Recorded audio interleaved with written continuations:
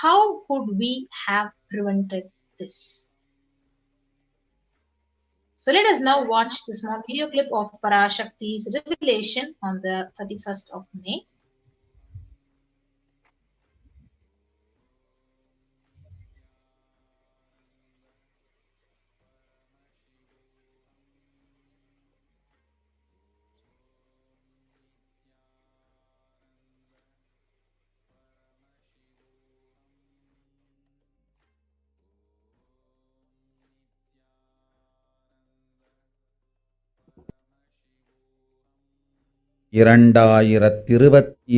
வரை இந்தியா செல்ல வேண்டாமா என்று கேட்கின்றாய். நன்றாய்த் தெரிந்துகொள், சொல்வதைப் புரிந்துகொள்.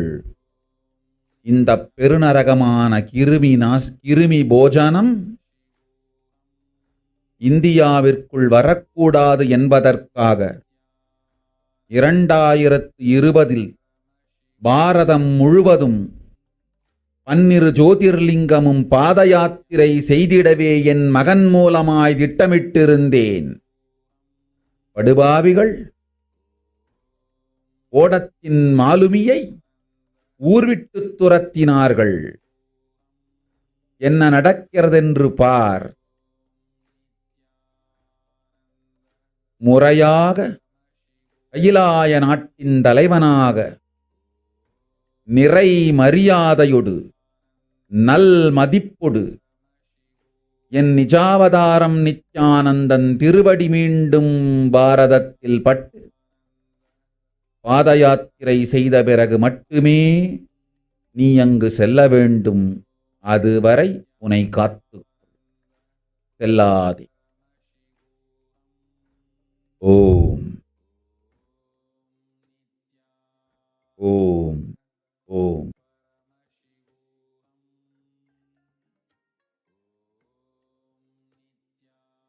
Yes. So let us now understand the English translation of what Parashakti has revealed, the revelation.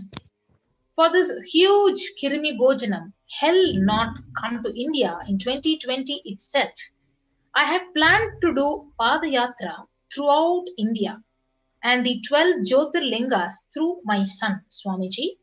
They chased the captain of the ship out of the country, and see what is going to happen.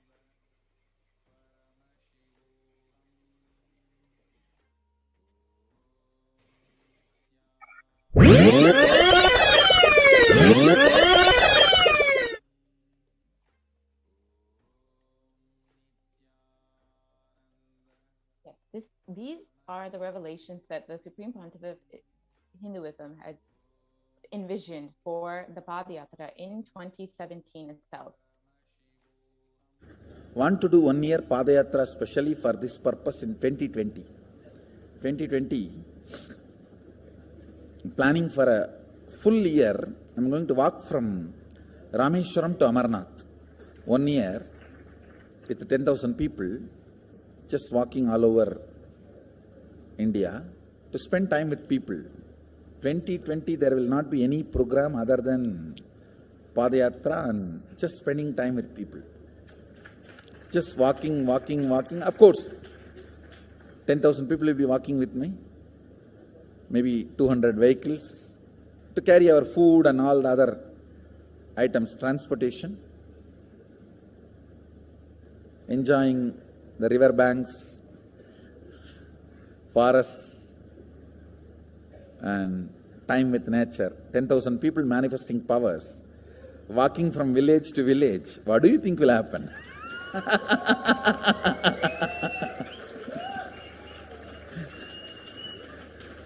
The scene of Buddhism spreading will be repeated now. How the Buddhism spread? 10,000 monks walking from village to village. What will happen? That's only monks. Here power manifesting 10,000 people. The whole village will be manifesting powers. Just want to enjoy India and let India enjoy me. So planning for next year Kumbh Mela 2019, next year January Kumbh Mela. Before that all the Balalayam, everything. Balalayam is going to be like the same structure outside. with one stone tower, gold coated. It will be something like a 40 to 50 feet tall stone tower, and 5 Rajagopurams, which will be something like 120 feet. This will be the Balalayam. And after the Mulalayam is built, this Balalayam will serve as a Utsava Murti Sannidhi, where the Utsava Murtis will be worshipped and where the Archanas. See, in the main temple, there will not be any Archana or anything, because just for Darshan itself, there will not be time. Like Tirupati, you can only have Darshan and Arati, the camp for Arati. No other worship is allowed in the main temple. Because 12 Abhishekam is going to happen, 12 Kala Abhishekams. So continuously the rituals will be going on. People can have only Darshan. They will not be able to involve themselves in any ritual. Other than Darshan, nothing else will be allowed. So all the Archana, all the other offerings, like people will offer the Archanas and other, everything will be done to the Utsava Murti, which will be kept in the Balalayam, the present Balalayam, present structure. So people can spend time here. That will be more like a main darshan. This will be like energy darshan, where you can give letter, get response. So by next year, the Balalayam will be ready. So 2019 full year, I will be conducting the programs and everything. 2020 will be the one full year Padayatra, walking. From next year, Jayanti, means 2019's Jayanti to 2020's Jayanti. Full year, Jayanti to Jayanti will be Padayatra. Before that, we will make 10,000 people power manifestors. It will be sannyasi, brahmachari, grihastha, all put together. 10,000 people will be walking. What a scene it will be. I think that is the only way the revival of Sanatana Hindu Dharma can be done. I need to get into the ground where people can see me, where they are living. I can't be waiting for people to come where I am living. Now I am sitting in one place to prepare these 10,000 people and make this science completely user-friendly. For that only I am sitting and working. So I have given 2 years for me now, 2018 and 2019. So 2020, before that 10,000 people will be ready to walk with me, manifesting powers. We will literally solve every person's problem in every village. The way we are walking, the path, route we are taking, physical healing or mental healing, or it's a too big visualization. How will you visualize? What will happen if 10,000 power manifestors enter into a village and ask people, tell me your problem now, come on, let's sort it out. Understand, 1,200 years before in Tiruvannamalai temple carvings, how the baby will be in the womb in 2nd month, 3rd month, all that is detailed way carved, it is there. Which scanning machine was there in those days other than the third eye? Very detailed carvings are there. Even Srirangam temple, the whole carving is there. Srirangam temple gives a week by week the whole picture of male baby and female baby. Any of you have seen that? Srirangam Rangaraja Mandapam, it very clearly portrays. There will be one Rangaranga Gopuram. In that next to Rangaranga Gopuram, there is a Rangaraja Mandapam. We have already.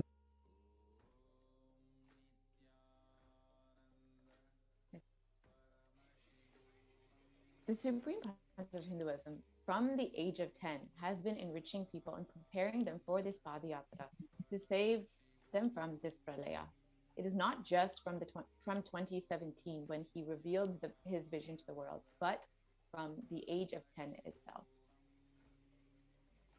Yes. So from that age, Supreme Pontiff has been enriching and enriching the science of enlightenment through his powerful discourses. So you can see from the 16th to 17th of November 2005 in Chennai, Anandam Selvathai Kodukkum. Bliss attracts fortune. So he has given this discourse. And again in Vellore in Tamil Nadu on the 19th of November, another massive discourse. Yes. Prapanjam Shakti Arpudangal. So again in 2005 in a place in Rasipuram in Tamil Nadu, he has given a discourse on what is the need for the Guru. And again, the 21st of November 2005 in Namakkal, Tamil Nadu, another discourse with thousands of people in attendance. Yes, so you can see the masses who are literally attending the darshan and the live discourses with the Supreme Pontiff of Hinduism in the November 2005 in Salem, Tamil Nadu, when he was conducting the Nithyananda Purana program. Again, Nithyananda program with thousands in attendance, Swamiji initiating and blessing so many people. And on the 25th of December in Tiruvannamalai, where Swamiji's birthday celebration, you can see literally thousands and thousands of people like around the Supreme Pontiff of Hinduism waiting to receive his darshan, and the 29th Jayanti celebration on 2006 in Adi Kailasa Sarvagna. And the 4th of January 2006, again, Jayanti celebrations addressing a school in Tiruvannamalai.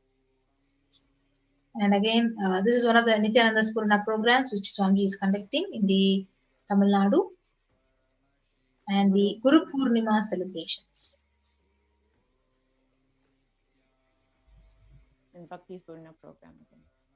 Yeah, so this is a testimony to where the Supreme Pontiff of Hinduism literally has spent his time, life, and energy in reaching out to people in various ways, reaching out to children in the form of little Anandas, in the form of Sapta Yaham, the rituals, the fire rituals were conducted across the various ashrams and campuses and adinams across Tamil Nadu. You can see the Supreme Pontiff himself is offering the Purnahuti to the Homa offering and the live darshan, which he is giving to lakhs and lakhs of people. So right from 2004 and till now, he's been continuously reaching out, enriching and enriching the see the Saptayaham performance of traditional art forms, which was conducted in Salem, and on the 2006 in Adi Kailasa Sarvagna Peetham, again the Supreme Pontiff is conducting the Nithyananda Purana program. Literally lakhs of people waiting day and night to listen to his discourses and receive his darshan. But however, if you see, the anti-Hindu elements have really made it impossible to do the re-energizing process by driving him out of India. Now we will watch Devi Parashakti's revelations on what is the solution for this great Kalaya. 2022 வரை India செல்ல வேண்டாமா என்று தெரிந்துகொள், சொல்வதை புரிந்துகொள். இந்த பெருநரகமான கிருமி போஜனம் இந்தியாவிற்குள் வரக்கூடாது என்பதற்காக 2020 பாரதம் முழுவதும் 12 ஜோதிர்லிங்கமும் பாத யாத்திரை செய்திடவே என் மகன் மூலமாய் திட்டமிட்டிருந்தேன். படுபாவிகள் ஓடத்தின் மாலுமியை ஊர்விட்டு துரத்தினார்கள். என்ன நடக்கிறதென்று பார். முறையாக கைலாய நாட்டின் தலைவனாக நிறை மரியாதையொடு நல் மதிப்பொடு என் நிஜாவதாரம் நித்யானந்தன் திருவடி மீண்டும் பாரதத்தில் பட்டு பாத யாத்திரை செய்த பிறகு மட்டுமே நீ அங்கு செல்ல வேண்டும். அதுவரை உன்னை காத்து செல்லாதே. ஓம் ஓம் ஓம்.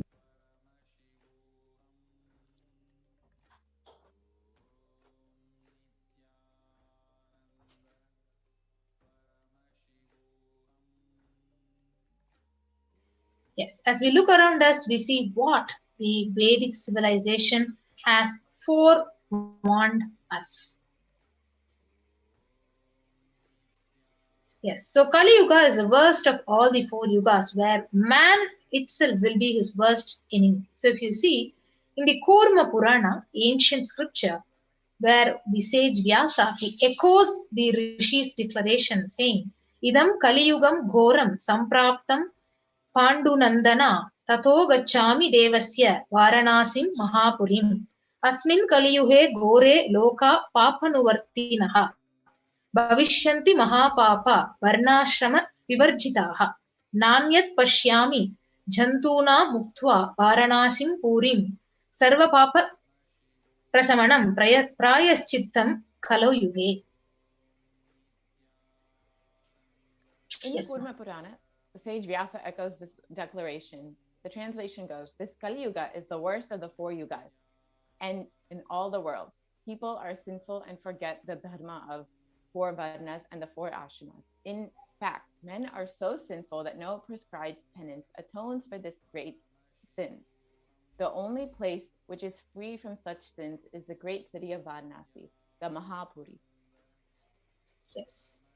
So the Kurma Purana, it states how Lord Rama, Paramashiva himself, is the avatar, and it very clearly says in this verse, Brahma Krita Yuge Devasthrethayam Bhagavan Ravihi Dvapare Daivatam Vishnuhu Kalau Rudro Maheshwaraha.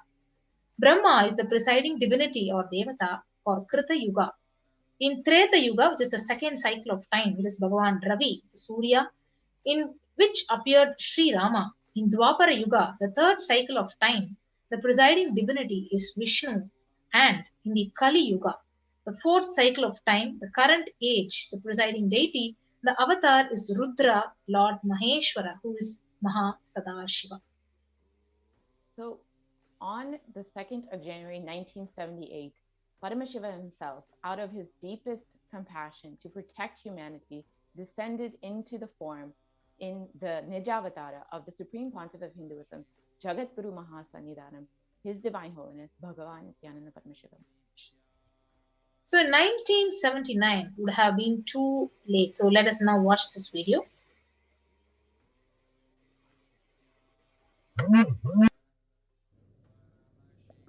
And I tell you, O Hindus, don't be afraid. I am back with the same signs. We are going to be rich.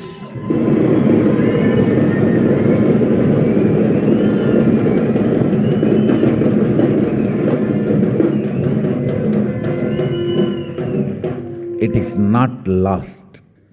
Just the last minute climax. Before it was going to be put off, I've happened.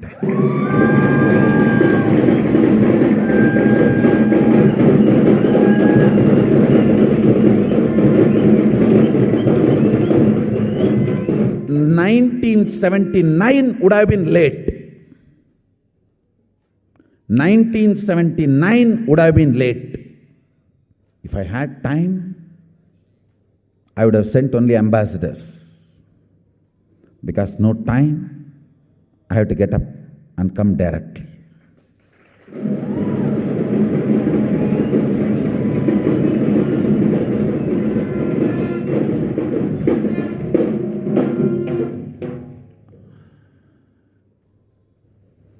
O Hindus, feel blessed.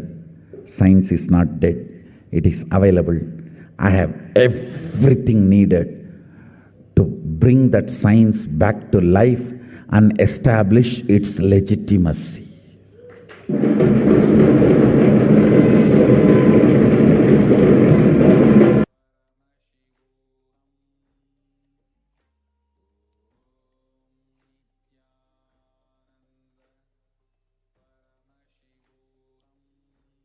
Yes, the Avatar's advent on the planet was to protect the world from the great cosmic deluge and to take the humanity to the new age, the Satya Yuga, and to give that superconscious breakthrough to humanity.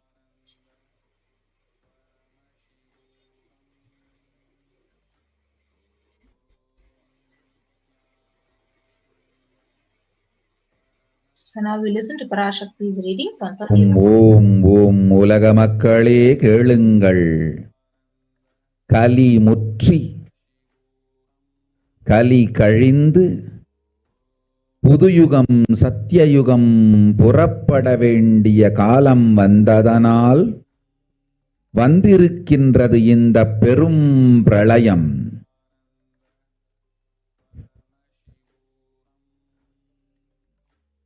கவலை வேண்டாம் மக்களே.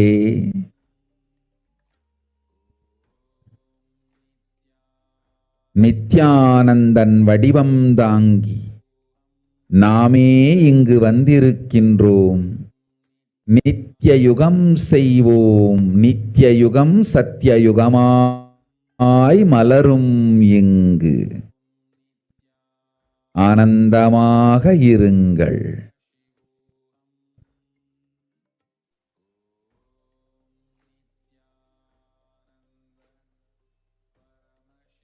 Yes.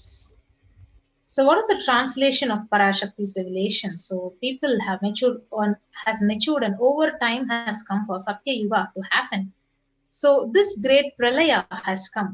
Don't worry people. In the form of Nithyananda, I myself have come here. I will make Nitya Yuga. Nitya Yuga will blossom as Satya Yuga. Be blissful. For this huge hell, Kirmi Bojanam, not to come to India, 2020, I had planned to do the Padayatra through India in 12 Jyotirlingas through my son, Swamiji. Yes. So in order to prepare for this, the avatar began the Padayatra at the mere age of 10 years. The Supreme Pontiff of Hinduism began enriching people one person at a time with the truths of the sacred scriptures and secrets of higher living, initiating many sannyasis, disciples, and power manifestors.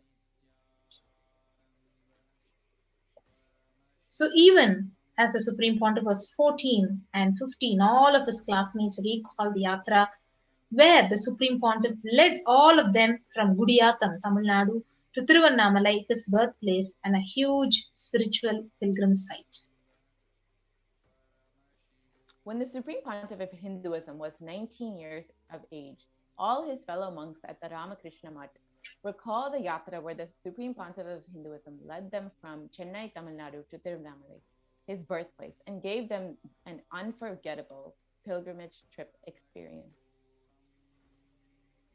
Yes, so the Supreme Pontiff continued walking the length and breadth of India, reaching more and more people and preparing each one until he founded the international mission, the Nithyananda Sangha, to revive Kailasa internationally on the 31st of December 1999.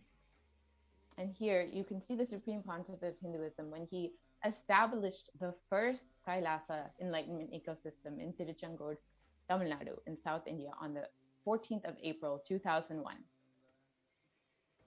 And in 2003, Avatar continued his mission to enrich people across various sects in the world and with intensity and dedication. With even crowds of thousands would attend his discourses despite not even understanding English. Here you can see a discourse in Brazil where most of the audience didn't even understand the Supreme Pontiff of Hinduism's words, but were so connected and moved to tears. Yes, in 2004, the Avatar led his disciples into Himalayan Yatra, visiting temples and initiating them into the superconscious breakthrough. You can see in these pictures. And subsequently, the Avatar personally organized and led yatras yearly and guided individual souls not just to physical spiritual sites, but supernal spiritual realms. Yes. So in 2006, the Padayatras were taken to the next level with the Kodikan Radayatra, with crores of people participating and impacted by the Nithyanandeshwara and the Nithyanandeshwari deities, traveling from city to city. You can literally see the Ratham, the chariot in which the deities were carried from city to city, village to village, enriching people, blessing and healing people. So we can watch a small video clip of the Kodikan Radayatra.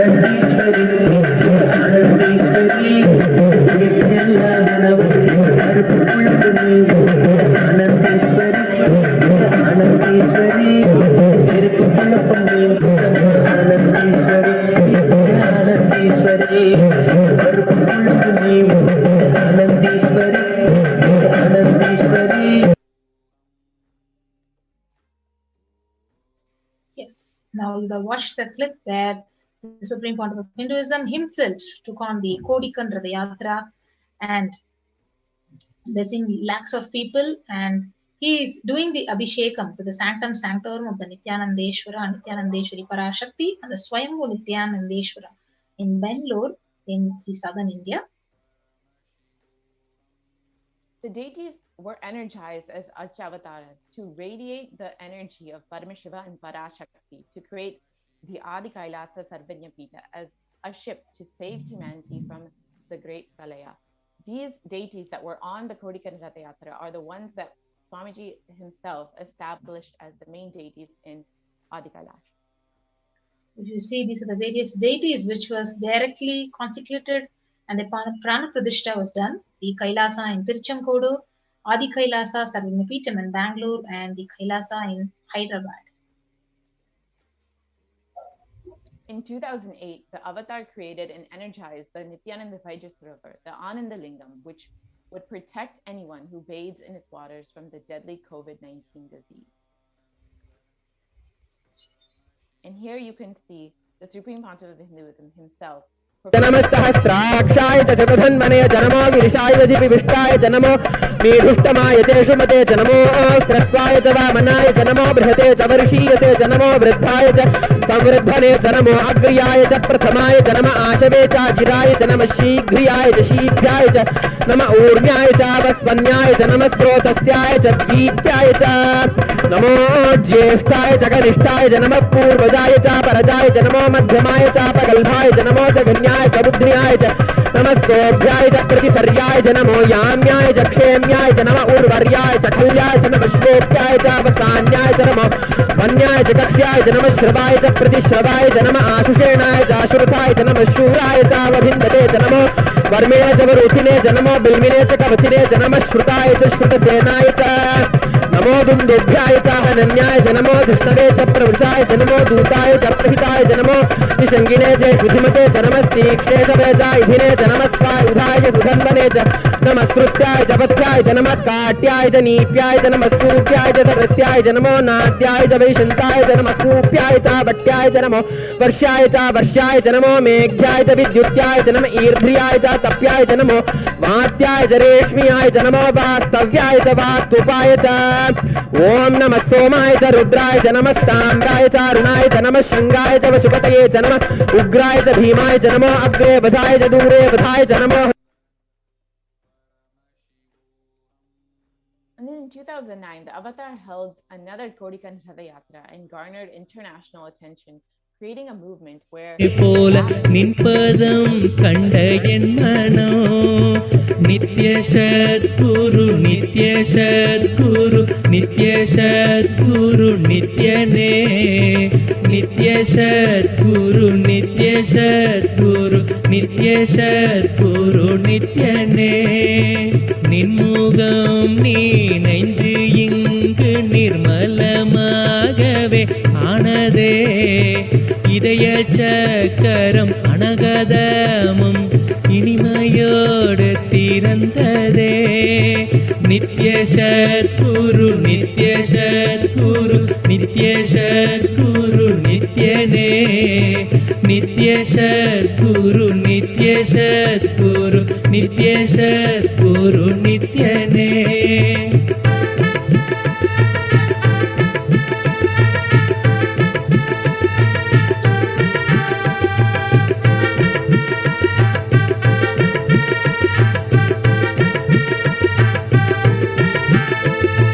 மற்றவர் கண்டு மறைகள் எல்லாம் கழன்று விசுத்தி அதுவும் அசுத்தியாய் பொறாமையோடிங்கு ஏக்கத்தோடப்பா புண்ணியம் எல்லாம் போனதே. எரிந்தவயிரும் ஏக்கமும் சேர்த்து விசுத்தி அசுத்தியானதே. விசுத்தியை தீர்க்க விமலனின் பதம் விரைந்து இங்கு வரவேணுமே. நித்ய சத்குரு நித்ய சத்குரு நித்ய சத்குரு நித்யனே. நித்ய சத்குரு நித்ய சத்குரு நித்ய சத்குரு நித்யனே. ஆமை பூகுந்த எண்ணகந்தினை பொறாமை பூகாது காக்கவே.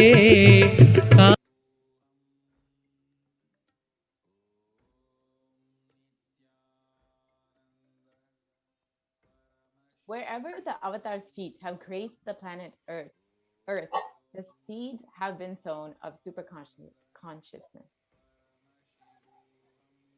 So with 1,000 and plus Kailasas, ecosystems and Sarvagnapitas, billions of people worldwide, the avatar has established it, and you can see in the map Kailasa in Erode, which was the first ecosystem established by the Supreme Founder of Hinduism, the Adi Nithyananda Paramashivam. So you can see the Adi Kailasa Sarvagnapitam in Bangalore, India. The Kailasa in Tiruvannamalai.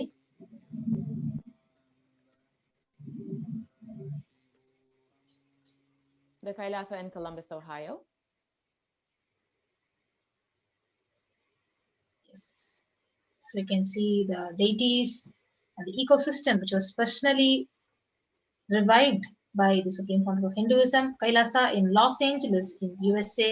Inauguration of the Kailasa in Los Angeles. So His Divine Holiness, he inaugurated the first location for Los Angeles Adinam in the year 2005.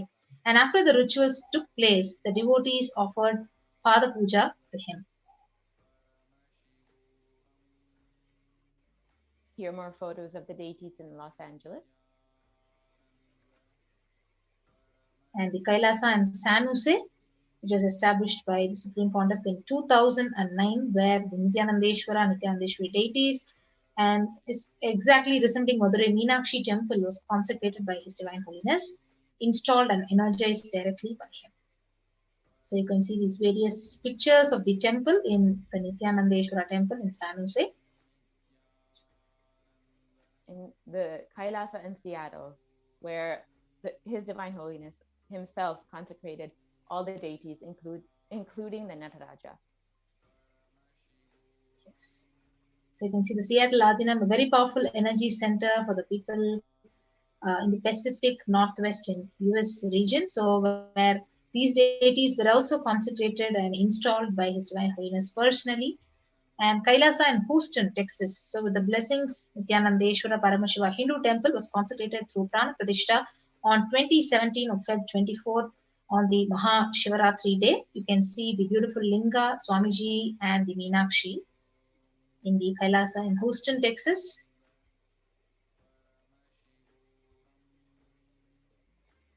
Yes, and So then these the are the Kailasa in Charlotte, USA, Charlotte, North Carolina, where the Supreme Pontiff of Hinduism blessed, as well as in New York. Yes, you can see Kailasa in Washington, D.C. The deities in Kailasa in Toronto, Canada. These deities were personally carved, personally installed by the Supreme Pontiff himself. And Kailasa in Oklahoma. Kailasa in Phoenix, in St. Louis, the Kailasa in Oman Adinam, a home temple, which was called Oman Shivagangai, Kailasa in Dubai, Kailasa in London, UK, Kailasa in Scotland, in Netherlands, in Slovakia, Belgium, Luxembourg, Kailasa in Austria, you can see Kailasa in Germany, in Italy, in France, in Switzerland, in Mauritius, in South Africa, in Salem, on the 12th of November, where the Supreme Pontiff himself established this ecosystem. You can see he himself is doing the various rituals and initiating sannyasis, doing the Maheshwara Puja. And this is in the Kailasa in Hosur, which was established in February 2008. Kailasa in Pattanam, a part of the Salem ecosystem. Kailasa in Varanasi. Kailasa in Rajapalayam, which is one of the most important ecosystems in Tamil Nadu. Kailasa in Rajapalayam, where Swamiji himself is conducting the sessions, the homas, and healing people. Kailasa in Hyderabad. Kailasa in Kerala. And Kailasa in Gujarat, the Yogini Savagnapitam. Kailasa in Thiruvanmiyur. Kailasa in Tirunelveli, Alangulam in the southern part of Tamil Nadu. Kailasa in Chennai, Tambaram. Kailasa in Chennai, Avadi. And you can see these various deities. Kailasa in Melbourne, Australia. In New Zealand. Kailasa in Singapore. Kailasa in Kuala Lumpur, Malaysia. Kailasa in Guadeloupe. Yes. So Supreme Pontiff has literally created the sovereign order of Kailasa with thousands of sannyasis with no discrimination against the caste, creed, and religion. Yes. So this shows how the Supreme Pontiff has literally spent his life, his time, his whole energy to enrich humanity just to revive the Sanatana Hindu Dharma and to protect the humanity. So with that, we'll be coming to an end of this segment and we'll be moving on to the next segment of this program after a short break. So thank you everyone. We'll be right back after a short break.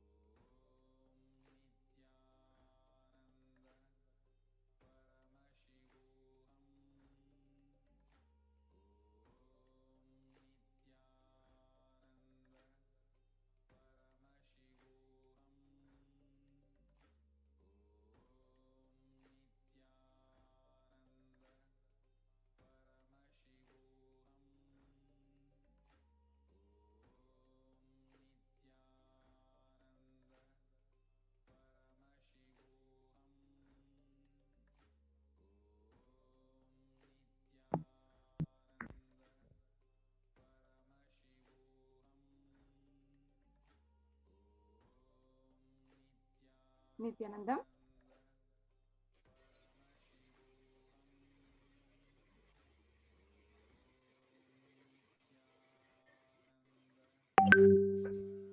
Nithyananda, everyone, welcome back. Yes, we'll be moving on to the next segment of this program. How can we offer our deep love and gratitude to Parashakti when she's right there giving us the darshan and revealing the truths and Akashic readings for us? Yes. So, Yes. first of all, let's understand the significance of an offering, doing this seva for Devi Parashakti today. Offering is a gift of divine, gift of pure love, devotion, oneness, and it consists of two parts. One is giving, and the second is accepting. Only when the divine accepts what one offers, the offering becomes complete. Offering is not made out of fear nor out of greed. When Avatar lands, the offerings are purely a part of the grand love played out for only the purpose of enlightenment. Yes. So with that, we'll understand what is the significance of gold, and before that, we will invoke Parashakti. Induni bhaveda karavakni nayanam syat pankajavarabayajapakshasarayuktam angahimabhushana vichitravasanam syat tungamakutojvala swarupam.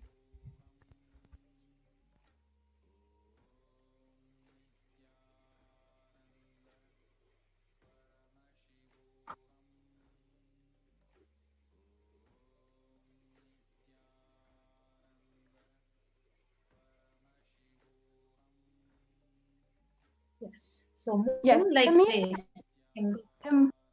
Yes, ma'am. sorry, Go ahead. I'll just like the moon-like face holding Veda's books on fire and in eyes with lotus flower gracing and the blessing hands, and one hand with the japamala, beautifully decorated with the jeweled ornaments in wonderful clothes and shining Bing crown. Her name is Manonmani. This is from the Moola Agama, Manonmani Dhyanam. Yes, we have the next Dhyana sloka from the same Moola Agama of Manonmani Dhyana. Dhyaye Devim Trinetram Sashini Bhavadhanam Veda Hastam Dadanam Savye Padmam Varadamapare Chapayam Chakshamalam Divyairabharanai Vibhushitadanum Brahmadi Pujitam Devi Meva Manonmanim Pratidinam Kamarta Datrim Shubham.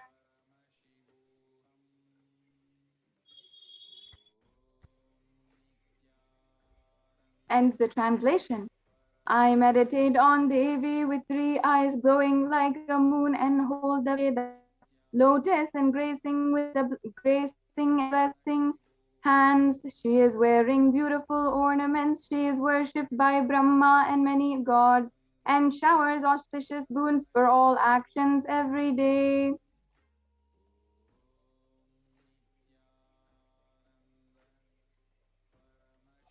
Yes. So let us understand the significance of the divine element gold.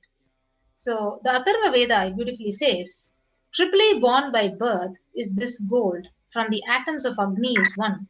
It becomes dearest to Agni. One fell away from the Soma when it was heard. One they call the seed of virtuous and powerful watery molecules. Let that triple gold be for your long life. So gold is a divine element. It purifies anything it touches. It is an element of spiritual significance and great spiritual power of enlightening and healing. The vibration of gold has the power to infuse sattva energy and positive thought currents in anyone who wears and anyone who sees or operates in its vicinity.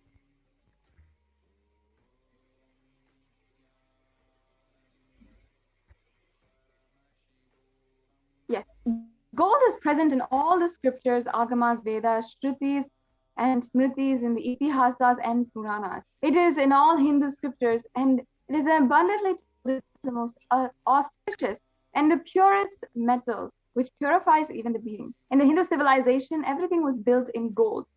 Ritual feasts were offered in gold bricks, and one was to be saved from life-threatening illnesses. Gold was to be offered as a ritual fee. Gold was in an abundance used for weighing equivalent amounts of commodities, including cows. Kingdoms were built with huge doors of gold, and the streets would have huge columns and huge archways made of gold. Horses, cows were dressed in gold.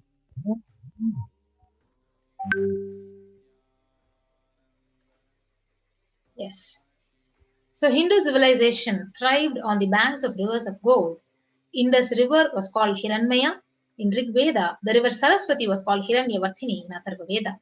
Gold is the supreme element for offering gifts to the ones you love and revere. Temples are constructed and paved in gold. Deities are made in gold, decked and adorned in gold because it preserves the enlightenment energy for thousands of years and it lasts forever. Yes. So now let us chant the brief Shastra Pramana for the E-Hundi. Yes. So the first offering is E-Hundi offering. So Bhakti Priya Bhakti Gamya Bhakti Bhashya Bhayapaha Shambhavi Sharadaradhya Sharvani Sharmadayini. And the translation: Devi is fond of true devotion and realized through true devotion. She can be won over through true devotion and she removes all fear. Yes. So if there is any fear in the minds of devotee, Devi is sure to remove that fear. And it is stated that Devi likes to be worshipped in autumn. Here it is meant that autumn of our lives, when thoughts turn more and more inwards, the role of the divine is known and understood very clearly. So the need for Devi worship becomes stronger. So you can offer this E-Hundi offering at any amount at your own capacity to Parashakti and receive her blessings. So you can offer your gratitude and devotion by offering your Kanikai especially, and your name will be chanted out when the puja is offered to Parashakti. So this E-Hundi offering is also available as a super chat and super sticker option in the YouTube live stream, which will be guiding you into a walkthrough after we read out all the sevas. The next offering is the Sankalpa chanting. So I'll be reading out the Shastra. Tayaitan mohyate vishwam saiva vishwam prashuyate saya chitta cha vijanam tushta rudim prayaschadi. The goddess enchants this universe and she herself gives birth to this universe. That goddess, being prayed without interest in anything, gives the knowledge that leads to salvation, and she gives wealth in materialistic sense. So this is the Sankalpa for offering, this is the Pramana for the offering of Sankalpa. Yes. So you can offer the Sankalpa, the conscious resolution, and receive the blessings of Parashakti. So you can go to the tiny.cc/Devi-offerings and actually list out all your names, your family members, your friends, whoever you want to offer this puja. You can post your names and your names will be chanted in the Sankalpa during the Sankalpa chanting and the puja is offered to Parashakti. So this Sankalpa chanting is only $1. So you can make use of this opportunity to get the blessings of Parashakti.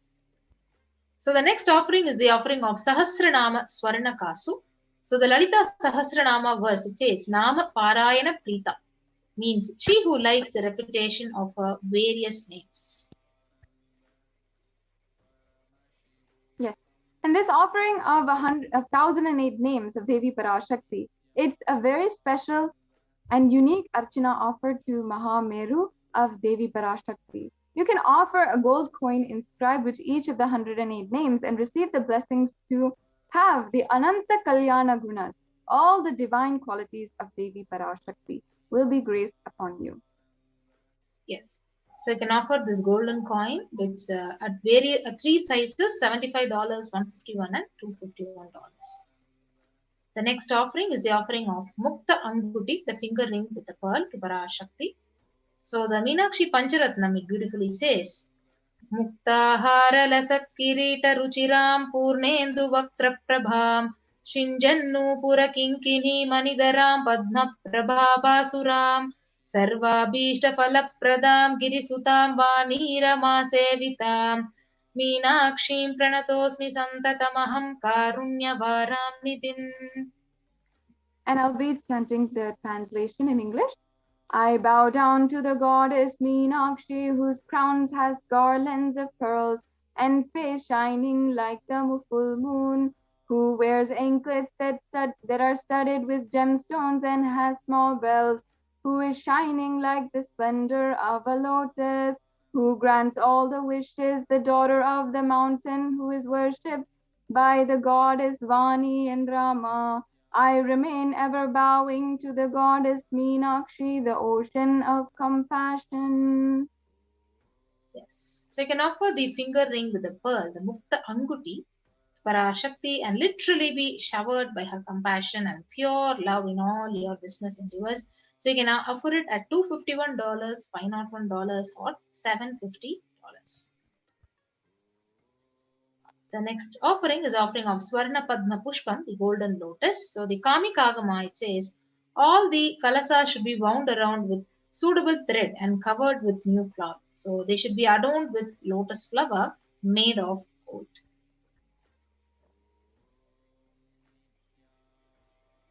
And there are hundreds of scriptural references for using lotus in the worship of Paramashiva.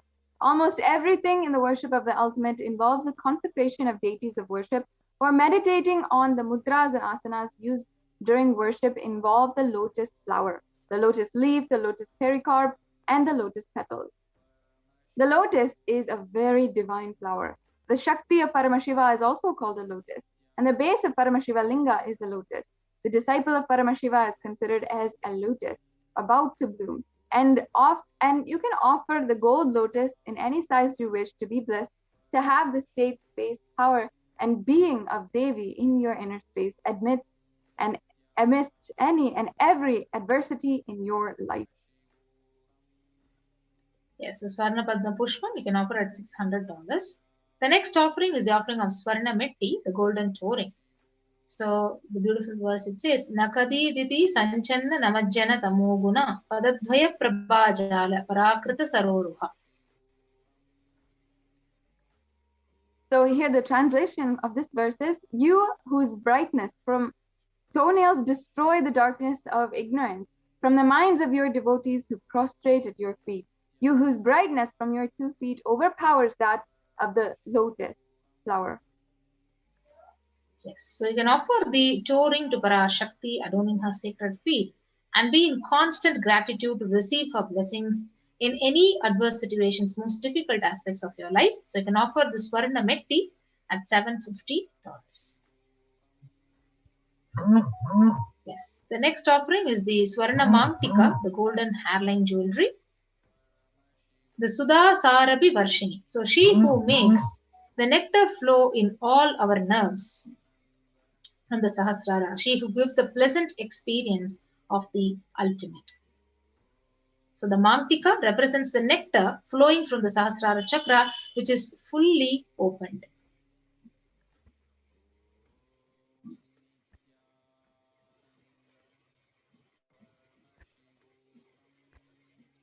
So you can offer the Swarna Mangtika, the golden hairline jewelry, to the Parashakti and receive the blessings of achieving the blissful state of overflowing gratitude and space of complete completion. So you can offer the Swarna Mangtika at $750. Yes. So the next offering is the offering of Pratyaksha Pada Puja. So the Saundarya Lahari, Sloka 83, it says, Nakadiditi sanchanna namajjana tamo guna padadvaya prabhajala parakrita saroruha. The translation goes, the illumining splendor of Devi's toenails dispel the darkness of ignorance in the devotees prostrating at her feet. Her feet defeat the lotus in beauty. The shloka is number 83 of the Saundarya Lahari, which states that the nails have sharpened by constantly being touched by the crowns of celestial beings who always prostrate before Devi. Tamoguna is darkness, and in this stotram, tamas is indicative of kinds of devotees, and by constantly prostrating at the feet before Devi, their ignorance is removed and they attain knowledge. Offering the Pratyakshapada Puja, the Yajaman will have all of the auspiciousness and blessings of the Supreme Pontiff of Hinduism. Yes, so you can offer the Pratyakshapada Puja to receive the blessings. So we have the upcoming Guru Purnima Pratyakshapada Puja in the next month. You can avail this opportunity to offer it to the Supreme Pontiff of Hinduism at $1,008.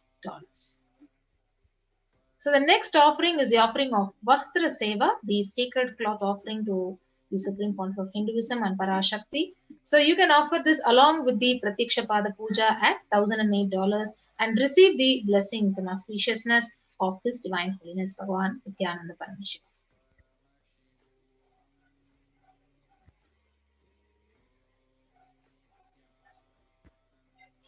Yes. Yes, ma'am. So this is a summary of offerings that you can offer today, and make sure that you have the auspicious blessings of Devi Parashakti.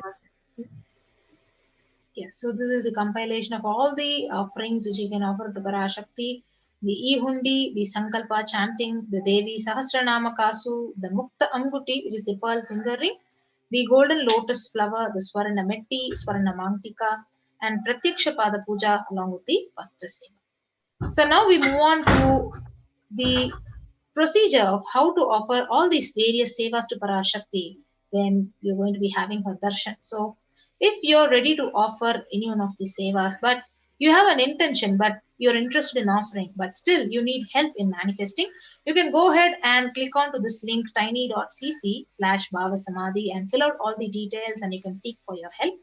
And once you're ready to offer these sevas by an online payment, you can go ahead and click onto the link tiny.cc/Devi-offerings.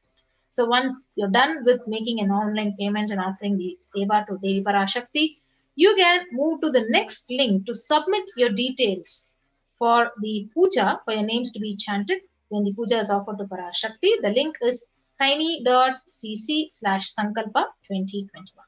So I'll be quickly taking you through a walkthrough of how to offer your seva through an online payment.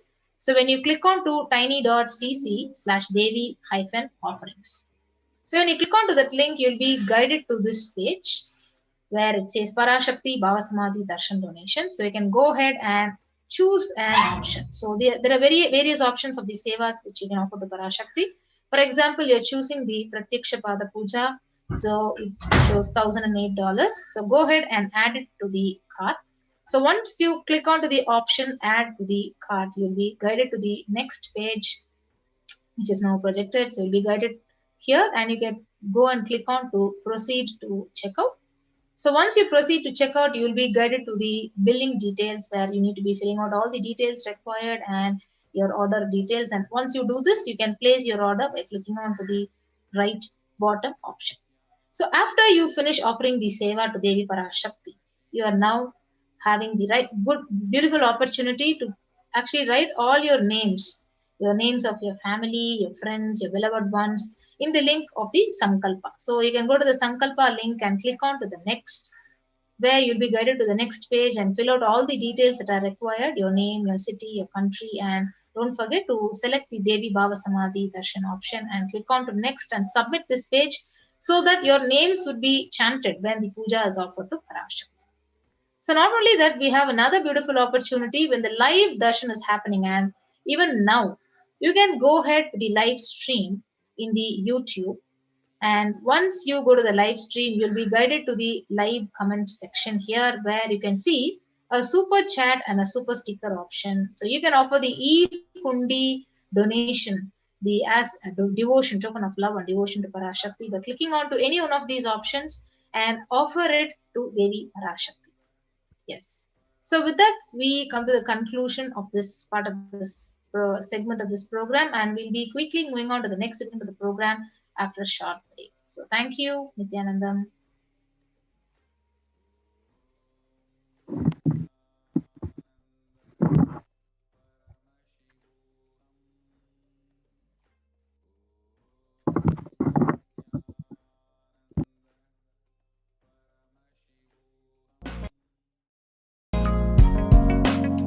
We get you help. We get you ability to build beautiful relationships in your life. We get you direct spiritual support and we make sure you become wealthy.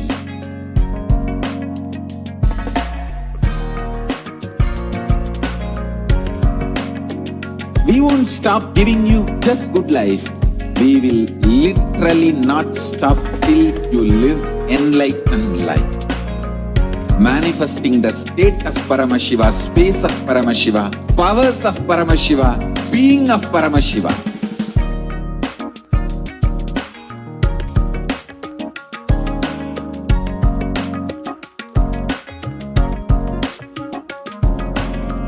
Whole world should become Kailasians. I want the whole world to know Hindus have something great to contribute to the world.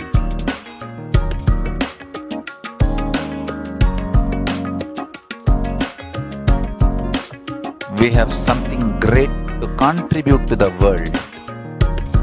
Let us do that.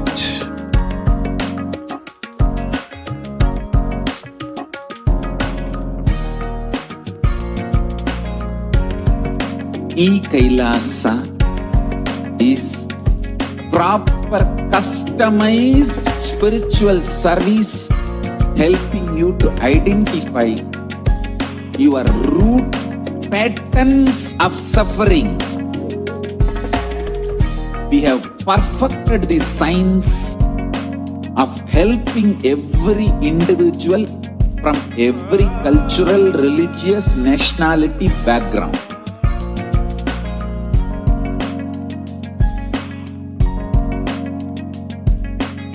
You will have lowest reactionary assumptions, highest awakened response, alive response for life continuously.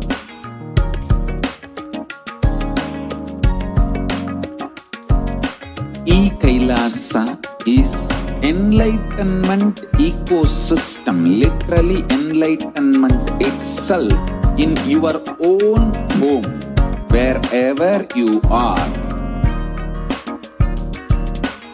Proper customized spiritual service helping you to complete with your life negativity, withdrawal from life, self-hatred, self-denial, self-doubt, so much of tiredness, laziness.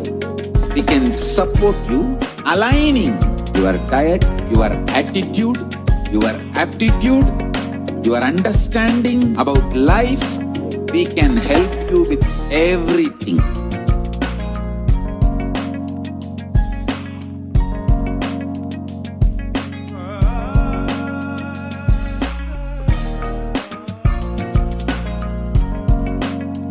If you are interested in enlightenment, we will immediately bring this to you. If you are not interested, we will explain the whole science, inspire you and make you interested in enlightenment time. We need to cater this enlightenment science to the whole world wherever they are, because enlightenment is the birthright of all human beings. Kailasa is responsible to provide that to all human beings.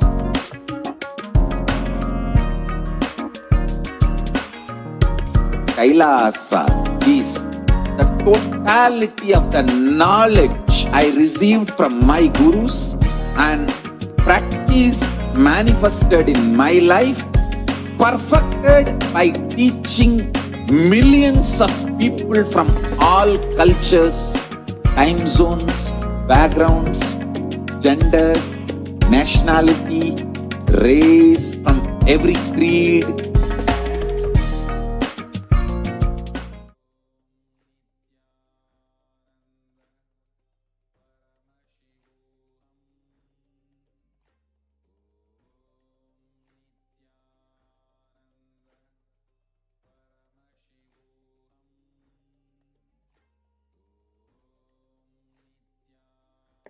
Nithyanandam, and welcome to one and all.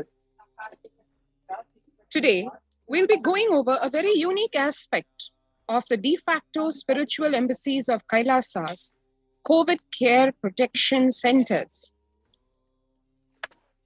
One needs to understand what is the situation today in the world in terms of health and people's lives.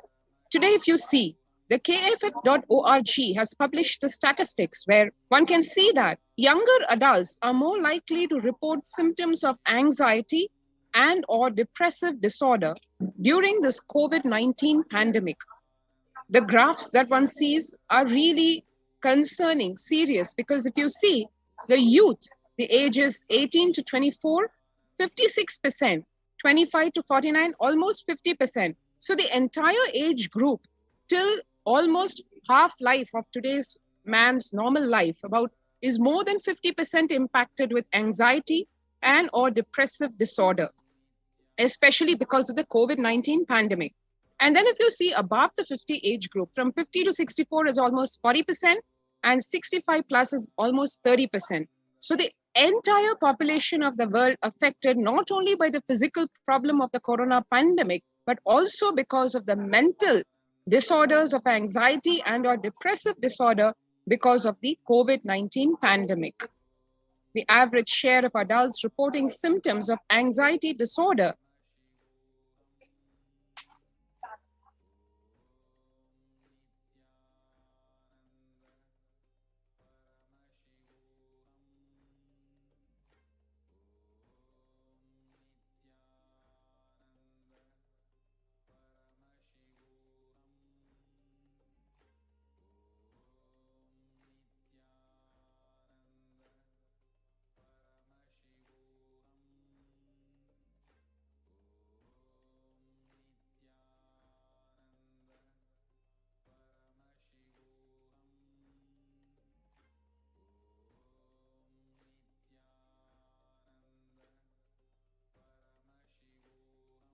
the average share of adults reporting symptoms of anxiety disorder and or depressive disorder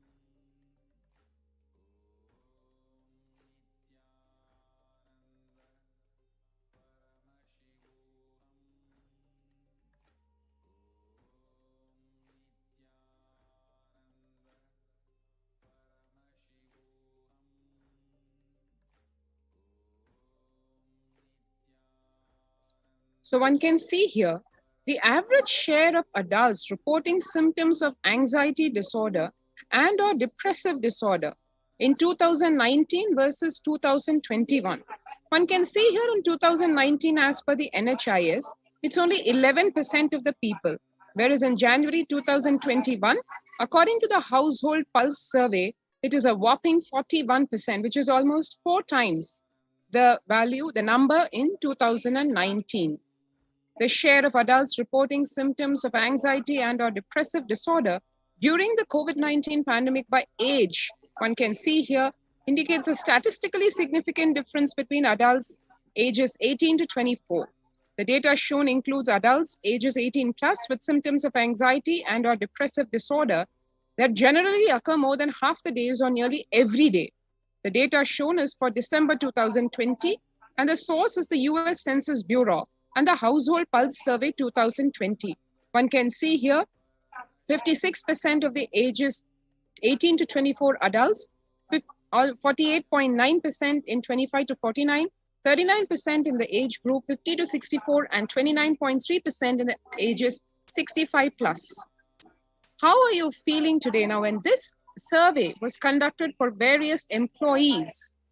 As per the published reports in the hrexecutive.com, a whopping 34% of the employees felt they felt tired more than half the time at work. 34% felt stressed out. Another 27% felt they were burnt out. 22% felt discouraged. 19% felt distracted. And 17% felt depressed.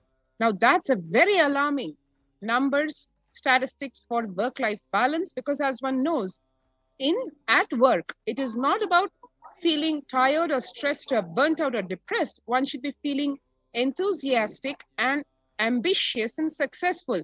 Whereas these numbers indicate that we are nowhere in that range thanks to the corona pandemic. COVID-19 is a significant stressor for most Americans as per a national mental health survey, and it is what is called a national mental health crisis, because nearly 8 in 10 say the coronavirus pandemic is a significant source of stress in their life, and nearly 7 in 10 say they have experienced increased stress over the course of the pandemic.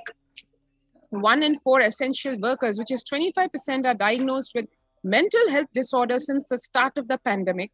This is as per the American Psychological Association. And COVID-19 could literally exacerbate doctors' existing mental health burden, because more than 60,000 of the US healthcare workers have contracted COVID-19. 300 have died. An estimated 300 to 400 physicians die by suicide every year.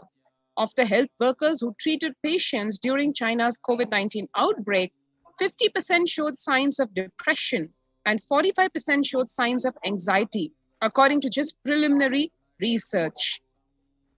Self-reported mental health among pregnant women and new mothers, what it indicates is, before the COVID-19 pandemic, 15% reported depression and 29% anxiety. But during the COVID-19 pandemic, that number has grown to almost 41% of pregnant women facing depression and 72% feeling anxiety disorder. Now, that's not good news for either the mother or for her yet to be born baby. The US cases of depression have tripled during the COVID-19 pandemic. A large study finds a dramatic increase in the number of adults in the United States reporting symptoms of depression during the COVID-19 pandemic. The number of adults experiencing depression in the US has tripled, according to a major study. Researchers estimate that more than 1 in 4 US adults now report experiencing symptoms of depression. Before the pandemic, 8.5% of US adults reported being depressed. That number has risen to 27.8% as the country struggles with COVID-19. One can see here, 76% of the US employees are currently experiencing just plain worker burnout. 57% say worries about COVID-19 have been a contributing factor, and 33% say comparatively worries about political issues have contributed to their burnout. So almost double the number of people are more worried about the COVID-19 pandemic and its impact than even political issues. COVID-19's impact on the mental health shows 78% of the global workforce says the pandemic has negatively affected their mental health. 85% say their mental health issues are causing sleep deprivation, poor physical health, reduced happiness at home, strained family relationships, or isolation from friends. 68% of people would prefer to talk to a robo over their manager about stress and anxiety at work. 76% of workers believe their company should be doing more to protect the mental health of the workforce. So one can see here, even in the workforce, a massive, almost 80% of the people of the workforce expects to be given mental health support. The young workers are hit the hardest. As we are seeing, ages 22 to 25, 89% of the youth impacted, 26 to 37, 83%. And then as we go into the closer to middle age, 38 to 54, 73% impacted, and 55 to 74, the elderly age group, 62% impacted. The younger respondents were more likely to say that the pandemic has had a negative effect on their mental health. Now, this information, this survey is based on oracle and workplace intelligence. So one saw where we are in the world today with mental health, stress, burnout, depression, anxiety, depressive disorders. The world literally plagued by it because more than 50% of the population and more than 50% of all the age groups is being impacted not only by the corona pandemic, but also by the accompanying mental health disorders and causing a mental health crisis.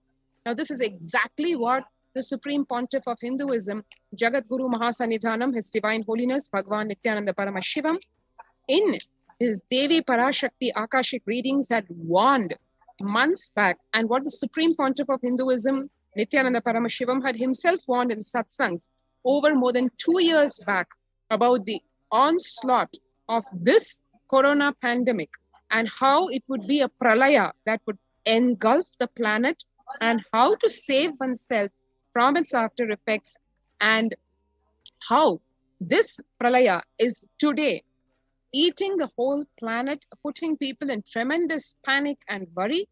What do we do to counter that? Let us see from its very grassroots in terms of what the Supreme Pontiff of Hinduism has done for years to prepare humanity, not only to handle this pralaya, but also to take, even at this time, the leap, quantum leap into super consciousness. So to understand that, we will just take a brief look at the contributions from Kailasa's Department of Human Services first, because that's what's going to be at the core of being able to tide over this pandemic.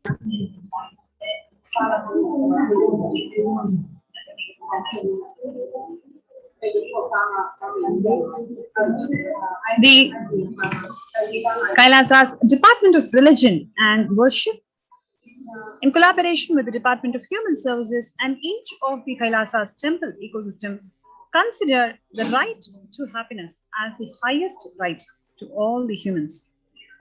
The ultimate goal of Hinduism and Kailasa, which is spearheaded and led by the Supreme Pontiff of Hinduism, Jagat Guru Mahasannidhanam, His Divine Holiness, Swamiji, is the material and the spiritual well-being and prosperity for the entire humanity. Kailasa is a place where everything related to super consciousness is revived. All the sampradayas, all the spiritual ecosystems created for enlightenment will be revived and established in such a way that it never gets lost again. Forever serving the humanity is the only goal of Kailasa. Now, what we are seeing is an amazing picture from 2006, 21st of October, where the Supreme Pontiff of Hinduism, along with the peacekeepers of Kailasa and the children of Nithyananda Gurukul, celebrating the auspicious occasion of Deepavali. And you can also see the peacekeepers of Kailasa following a meditation under the sacred banyan tree, the Kalpa Vriksha. This is from 2018, where the peacekeepers of Kailasa and participants of Paramashivoham meditation program take part in the celebrations of traditional flag hoisting ceremony. And this is from 2006, where the Supreme Pontiff of Hinduism conducting the Nithyananda Spurana Convention, which is Life Bliss Program Level 2, a meditation workshop that was conducted in Chennai, India. Everywhere you can see how thousands of people are benefited by all the work and the contributions from the Supreme Pontiff of Hinduism. And what you're seeing here is 26th of May 2006, where the peacekeepers of Kailasa and the Supreme Pontiff of Hinduism on a Himalaya Yatra, which is actually a sacred pilgrimage to Himalaya mountains and up the Kaveri, up the river Ganga.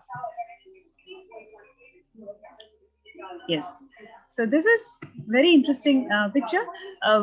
In 2011, the temple ecosystem of Tiruvannamalai serves as the driving factor in maintaining the lifestyle of health, wealth, well-being of the denizens of Tiruvannamalai, one of the remaining living temple ecosystems.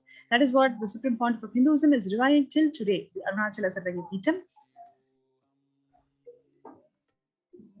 Yes, and this is from Paramashivoham meditation workshop, in 2018, where the peacekeepers of Kailasa and the participants of Paramashivoham program partake in traditional puja or the ritualistic worship.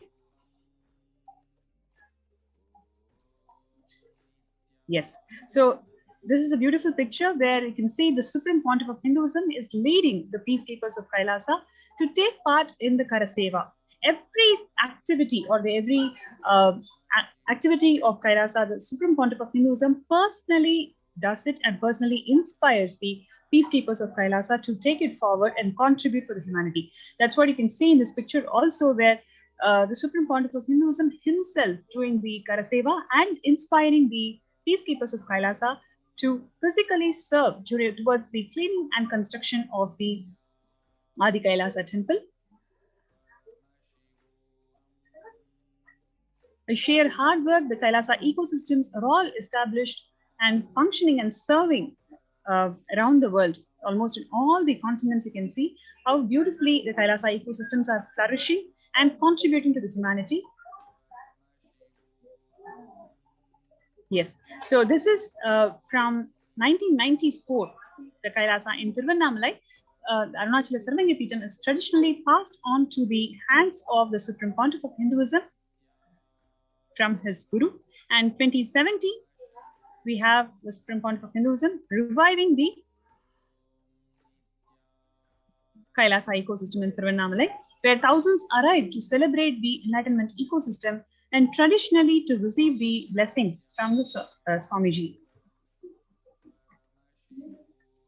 Similarly, Kailasa ecosystems are established all around the world, including Los Angeles in California, where a 25,000 square feet temple complex housing 80 plus deities is established, and it is one of the largest Hindu temple ecosystems of the world. And this is from Kailasa in Columbus, Ohio, where the first temple established by the Supreme Pontiff of Hinduism outside India. The temple physically came to life in just 9 months. The chief presiding deities of the temple are Devi Nithyanandeshwari and Sri Nithyanandeshwara. And this is from Kailasa in Seattle, housing the blissful dancing form of Ganesha and the largest living Nataraja deity outside of India.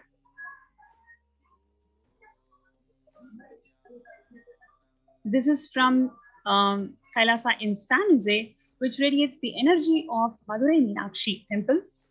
The chief presiding deities of this temple are Devi Meenakshi, Lord Paramashiva, and Lord Nithyanandeshwara and Devi Nithyanandeshwari. All these temples, the deities of these temples are made, physically made in the Sacred Arts University, and they are all energized by the Supreme Pontiff of Hinduism. That is why when you connect with these deities, you feel the living energy, living presence of these deities. So this is from the Kailasa in St. Louis, which houses one of the tallest Venkateshwara. This is from Kailasa in Phoenix, Arizona, which is home to over 21 deities with the temple structure of 2,500 square feet. This is from Kailasa in Houston, which is declared as the Parihara Sthala of all the Navagraha doshas.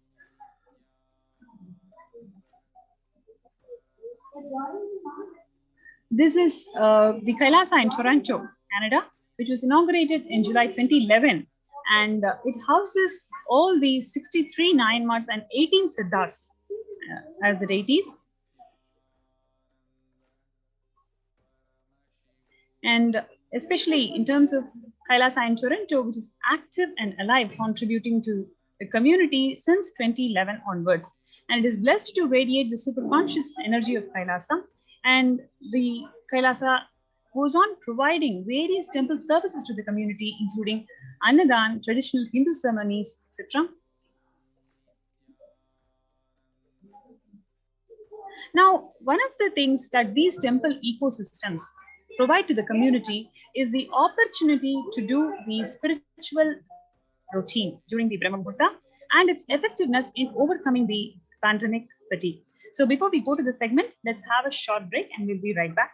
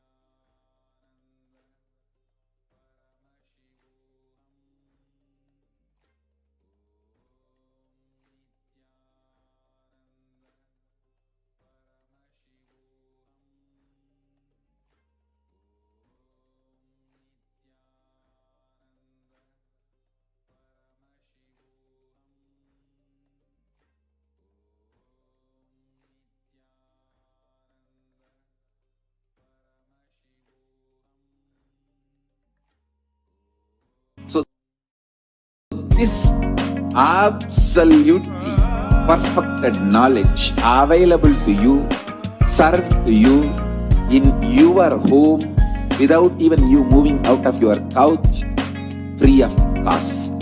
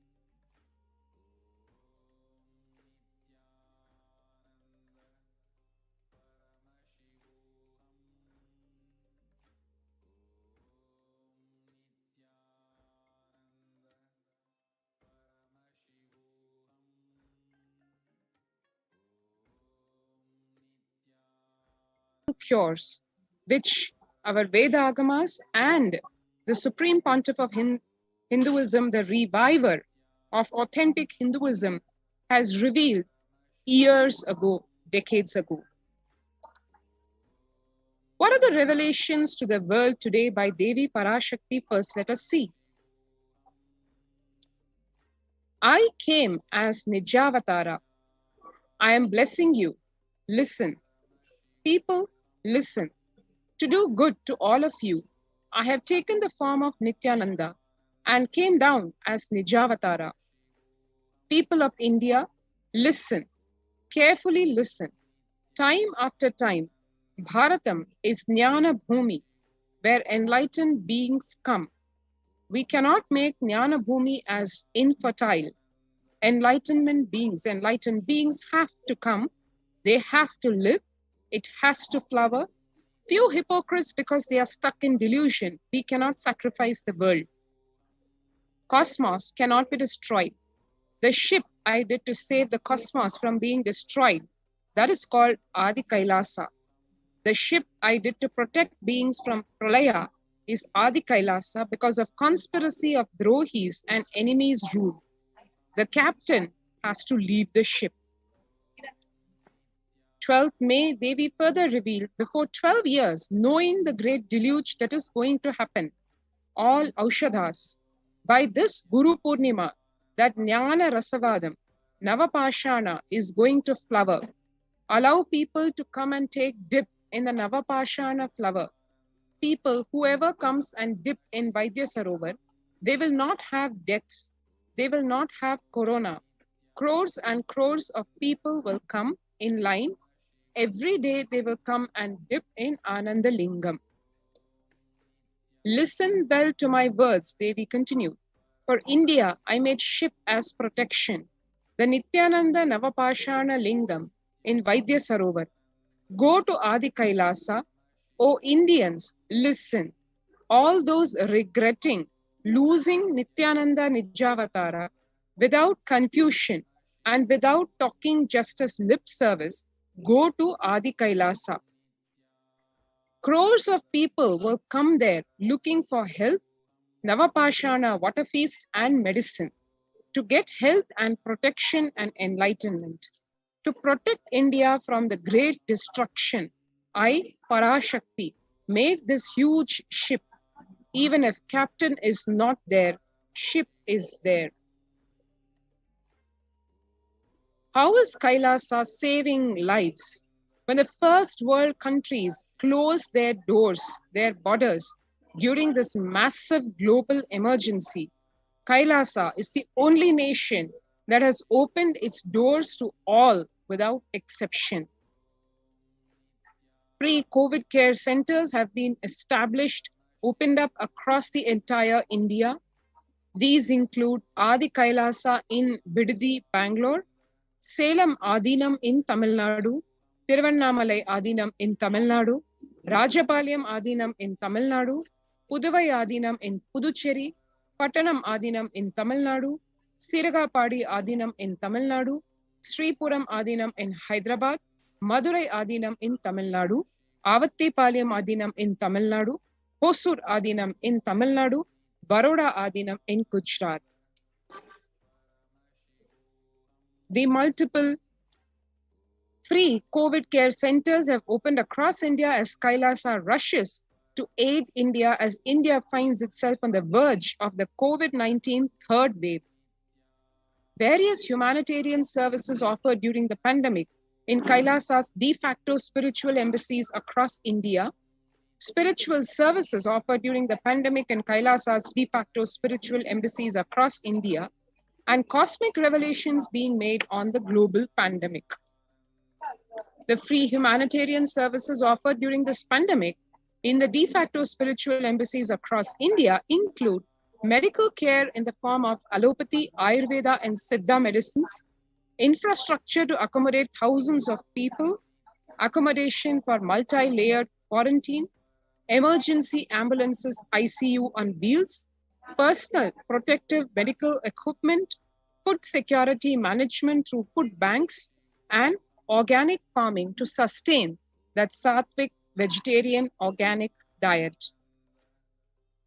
This is just a few of the glimpses of what happens in the COVID care protection centers and why you should join the COVID care protection center by registering through the link https://kailasa.org/Kailasa care, https://kailasa.org/KAILASACARE. Let's take a few seconds now to register ourselves at this link and join the COVID care protection centers in the various de facto spiritual embassies across Kailasa, be it Adi Kailasa in Bidadi, Bangalore, or Sripuram Adinam in Hyderabad, or any of the de facto spiritual embassies.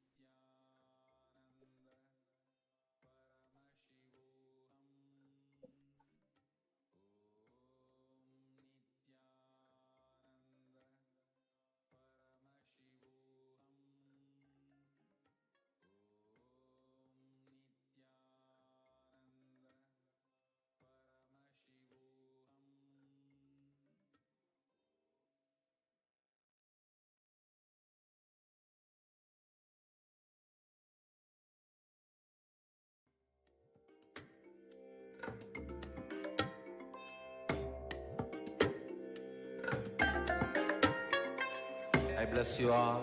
Let you all open all your three eyes and manifest powers of Mahasadashiva. Om Nithyananda Paramashivoham.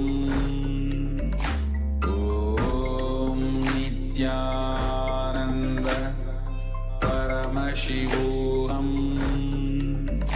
Om Nithyananda Paramashivoham.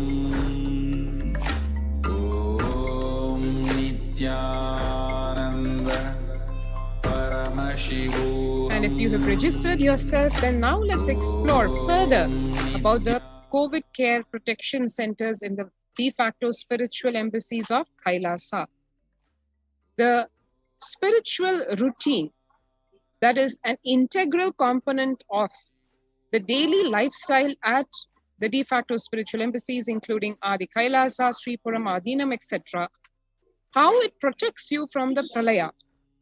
Members of the Kailasa's protective, preventive, multi-layered quarantine initiative take part every day in the morning spiritual routine in Adi Kailasa Sarvajna Peetham.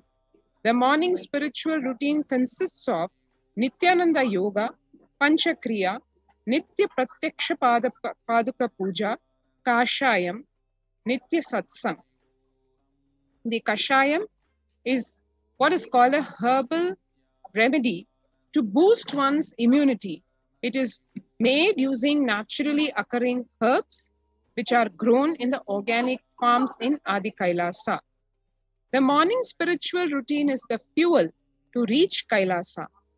And the chemical changes it brings about in one's system, and the healing it does in one's system, and the biological rhythm it sets in one's system, all of them are very important. Tune your biological clock to the spiritual practices because the chemistry you enjoy inside matters. This is what Bhagavan says. That decides the kind of plane of the universe, dimension of the universe you are going to experience. Kailasa or Patala, Swarga or Naraka. Morning spiritual routine is the direct path to Kailasa. What is Brahma Muhurta? Brahma Muhurta is a period of 2 Muhurtas, time unit of 48 minutes, or about 1.5 hours before dawn. In the Vedic tradition, this period is considered as the ideal time for spiritual practices like prayer and meditation. According to Ayurveda, the time between 4:24 a.m.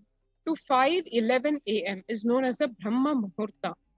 The very first verse written in any Ayurvedic textbook while explaining about the daily regimen to be followed for health and long life is about the importance of Brahma Muhurta. The pramana for waking up in the Brahma Muhurta is referenced in the Ashtanga Hridayam, which says one should wake up in the Brahma Muhurta for sustaining perfect health and for achieving a long lifespan as desired.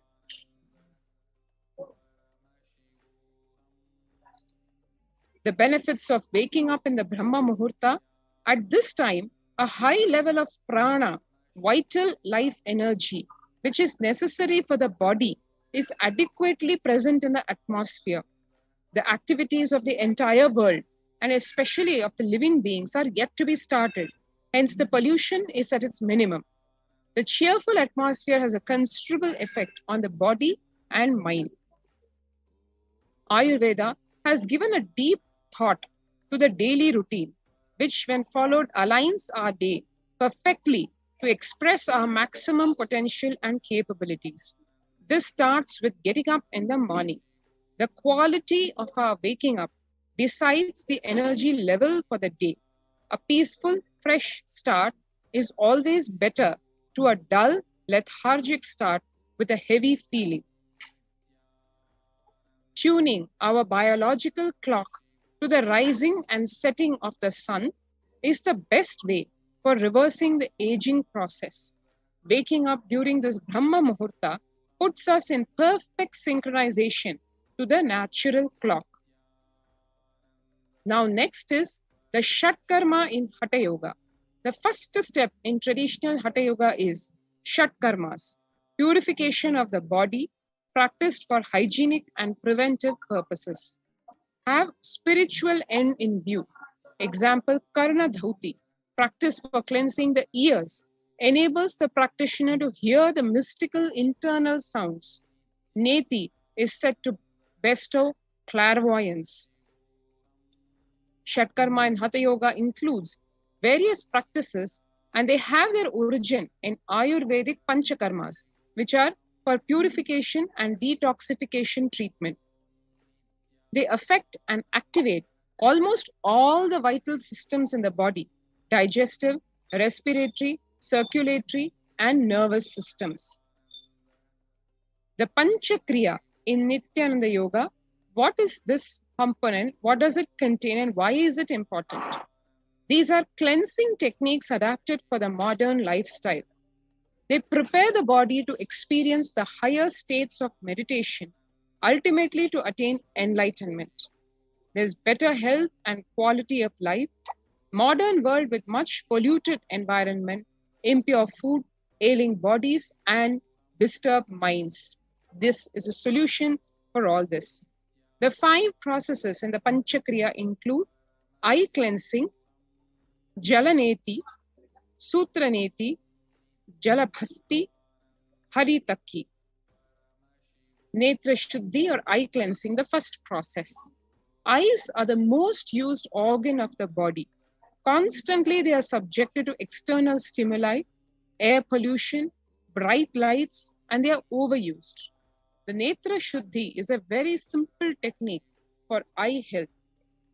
One can do this just 2 times daily, 1 time in the morning and 1 time in the evening. What does it have? You have water being poured in a small container, which can then be upturned over the eye, and the eyeball rotated in the water so that all the toxins or the impurities which are there inside the eye, when the eyeballs rotate, the entire portion gets cleaned, almost like giving it a bath. What are the benefits of eye cleansing? It reduces itching, burning sensations, redness, eye strain. It relaxes the eye muscles, cools and refreshes the eyes, leads to clearer vision, reduces the puffiness around the eyes, helps in the prevention of conditions like cataracts, and has a relaxing effect on an anxious mind. Jalaneti is the nasal passage cleansing with water. It cleans the air before it enters the lungs. Thin layer of mucus and fine hair and nose will trap the impurities. This Jalaneti moves the impurities to the throat and the stomach, where the stomach acid eliminates the bacteria, warms the cold air before it enters the lungs, humidifies the dry air to prevent drying of the lining of the airways. Jalaneti, one can see, the Jalaneti pot is put on the nostril and the head is tilted so that the water goes from one side of the nose over the bridge and falls out of the other side. The benefits of Jalaneti are phenomenal. It cleans out the nasal passage and sinus cavity, but it doesn't stop there. It relieves the nasal and the sinus congestion and pressure. It leads to easier flow of breath for better yoga and meditation. It actually activates the third eye and improves the ability to smell. The Jalabhasti or water enema, this is a method to flush waste material out of the colon. This Jalabhasti is a process which induces bowel movements that clean out the colon, leaving you feeling cleaner, lighter, healthier almost immediately. The Jalabhasti or the water enema, these are the components for the same. You have the Jalabhasti can with its relevant tubes. The benefits of Jalabhasti or water enema include: it cleanses the lower gastrointestinal tract, it removes the excess body heat, removes old stool, gas, and layers of toxins from the colon, purifies the body to become a clear receptacle for deeper truths, stimulates the pranic energy, making you feel active and alive. Leads to a clear mind and healthy, light body. Contraindications are for pregnant or nursing women to get the doctor's clearance. Now we come to Haritaki, which in the Nithyananda lineage is literally considered a miracle herb. This is also called Kadaka Pudi in Tamil, and this is a gift to the Nithyananda lineage from the Madurai Adinam lineage. Haritaki is literally a wonder medicine for the brain. The Supreme Pontiff of Hinduism, Nithyananda Paramashivam, has declared Haritaki as a prasada, which is served at all Nithyananda Adinams, temples, centers as a blessing from the divine. Anyone doing spiritual practices should take Haritaki. This is the Haritaki powder, which is made from the seed, parts of the seed of the tree. The benefits of Haritaki include it enhances the buildup of prana, a subtle energy, which awakens the non-mechanical parts of the brain. It makes the brain and body fresh and alive. It makes one or more capable, sensitive, intelligent, enhances awareness, removes the body's toxins in a natural way, purifies the blood, removes the fat residues from arteries and veins. It heals diabetes, hypertension, and heart problems. It sharpens the vision, regulates the colon function, soothes the throat, helps the pulmonary system of the body, and is very beneficial for gums. Next is yoga. When you do yoga, you experience your entire body becoming Amrita Sharira, body filled with nectar. It becomes an ecstatic body just by the air, without any external touch. The Supreme Pontiff of Hinduism, Jagadguru Mahasannidhanam, His Divine Holiness, Bhagavan Nithyananda Paramashivam, has revived the science of Prathama Vinyasa Krama from Shashtanga Yoga as revealed by Paramashiva. Puja, this is the next aspect of the spiritual routine. In puja, you experience the space of bhakti, devotion, the space of surrender that occurs to you from this devotion moves you from the I, which is so heavy, to God or Guru. This surrender allows us to drop all the necessary baggage or karma from the head. We sit down and connect with God by performing Rudrabhishekam. O Sadashiva, O God, I know you are source of everything. You are everything, and you are in this Shivalinga, and you are in this body. Let me connect with me. Let you reveal yourself to me. And now we can register ourselves at the COVID Care Protection Center facility through the link https://kailasa.org, KAILASA.org/Kailasa Care.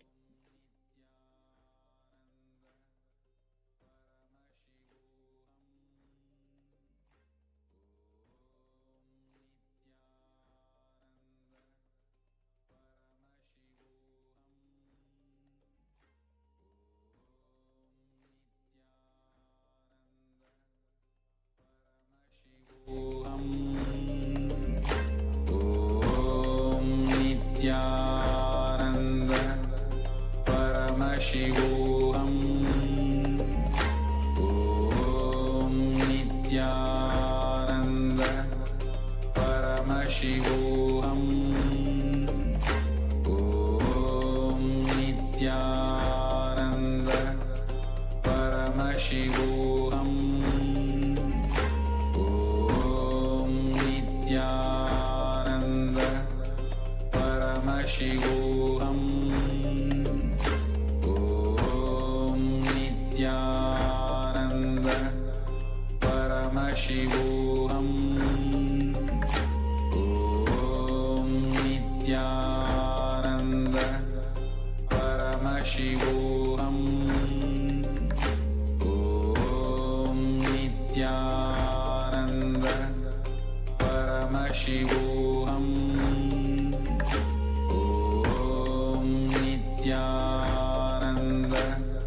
Paramashivoham. Om Nithyananda Paramashivoham. Om Nithyananda Paramashivoham. Om Nithyananda Paramashivoham. And if you have registered yourself in the COVID care protection centers in the de facto spiritual embassies of Kailasa across India, now we will take a look at some of the glimpses of the spiritual routine being performed in Adi Kailasa Sarvanya Peetham. One can see here the members who have enrolled themselves for the COVID care protection initiative are doing the morning yoga, puja, and these actually take up the first 5 hours of anyone's day and is one of the most fundamental and vital practice for any seeker, anyone on the path to achieve enlightenment, to achieve the ultimate superconscious space of Paramashivoham. More glimpses of the people performing the puja. And here one can see more glimpses from the members enrolled in the Kailasa's COVID Care Protection Initiative.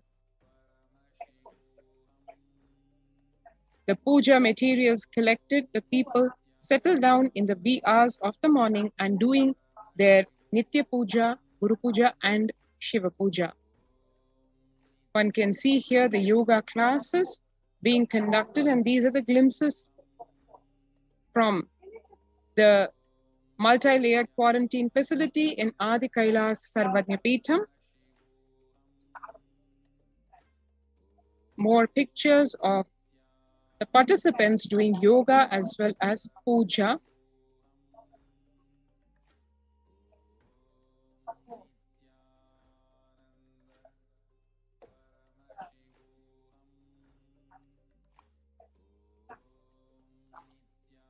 One can see just that one aspect of the puja and the yoga and the panchakriya, just these few so-called simple components, how they can transform one's life completely, because it is not something that is invented as a cure or as a fad for COVID care protection. It is the age-old ancient system of medical health care as is declared in the Veda Agamas, in the various scriptures, which long before, literally millennia ago, have discovered the truths of life, be it of human life or of other lives, including the microorganisms. A holistic approach to health and life, that is what the COVID care protection centers in Adi Kailasa Sarvanya Peetham and in various de facto spiritual embassies across India have to offer.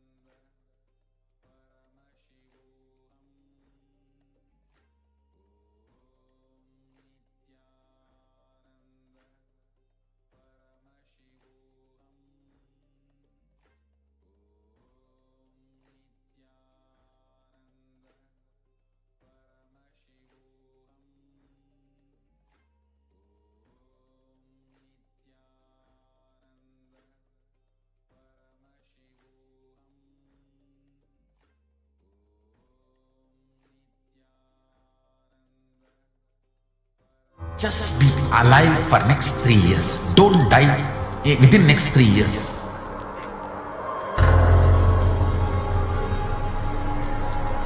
Just don't die within next 3 years. Be alive. Somehow be alive. I'm working sincerely.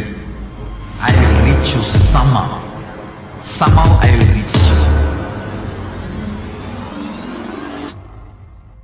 It's my commitment to humanity.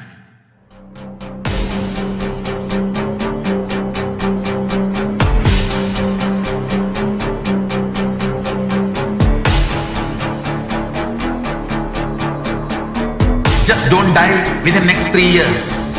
I will reach you wherever you are, whichever corner of the world you may be. I will reach you with enlightenment.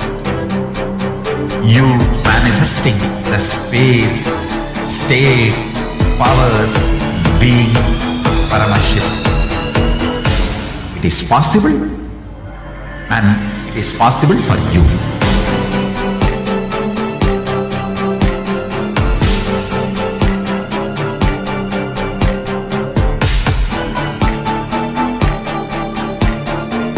Paramashivoham will reach you with enlightenment science.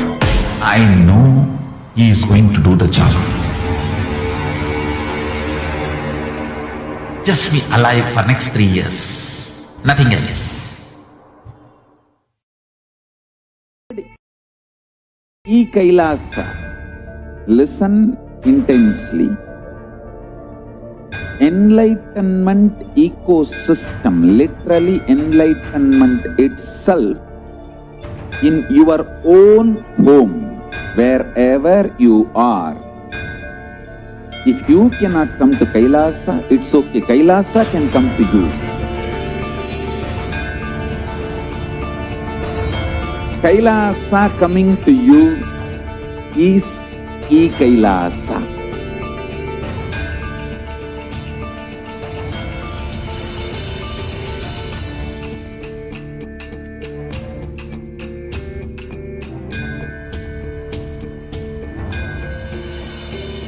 I will revive Hinduism. I am a Hindu revivalist, not by any revolution, but by evolution.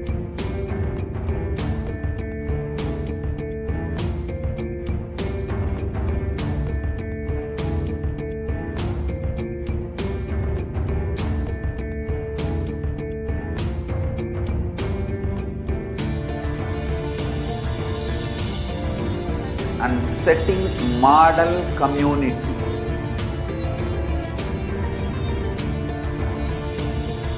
Kailasa, enlightenment ecosystems, Sarvanya Pitas all over the world.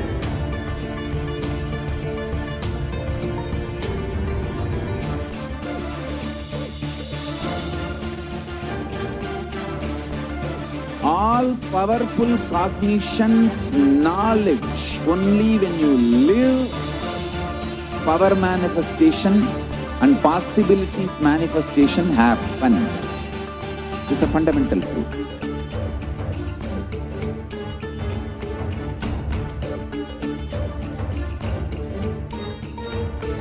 Hinduism cannot live exclusively as one sampradaya. No.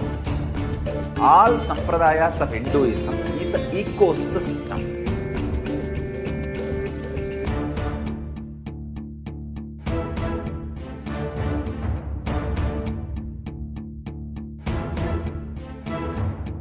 So don't keep quiet.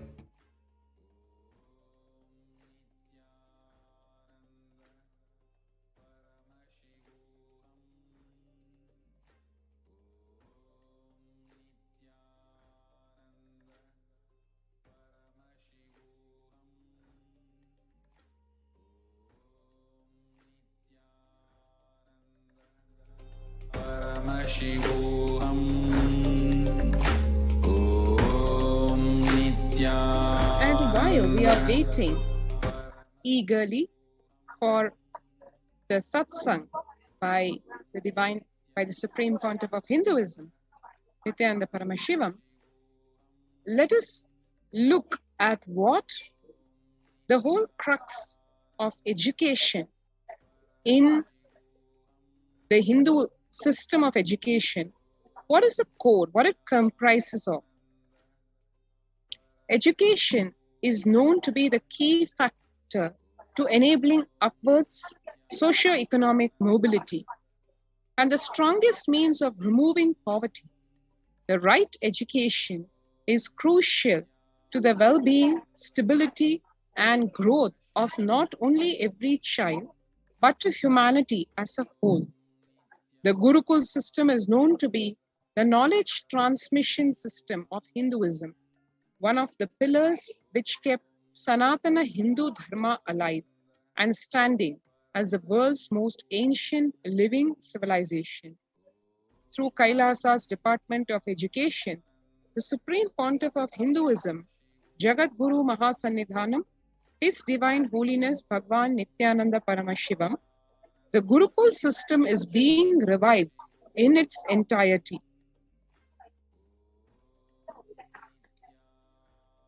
Gurukul literally means living in the Guru's home.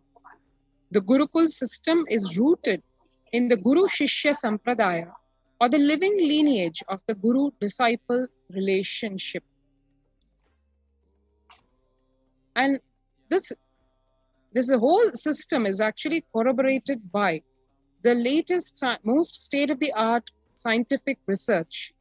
After decades of study on the physical, mental, chemical, and biological uniqueness of meditative states and enlightened beings, it has been found that in the normal waking state alone, their brain waves show that they are in a complete meditative state, despite being fully active and engaged.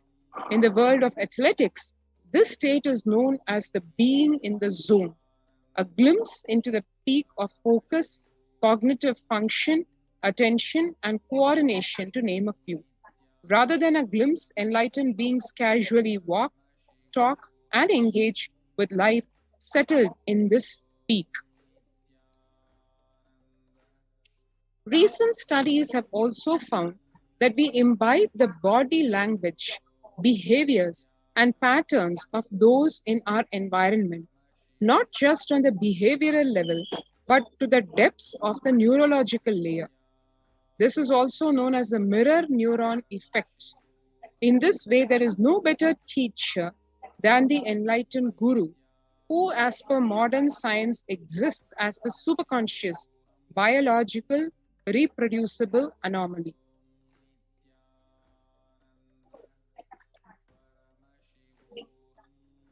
However, through centuries of Mughal invasions, colonialism, and continued persecution against Hinduism and the Hindu tradition, this science of knowledge transmission has been diminishing at an unprecedented rate.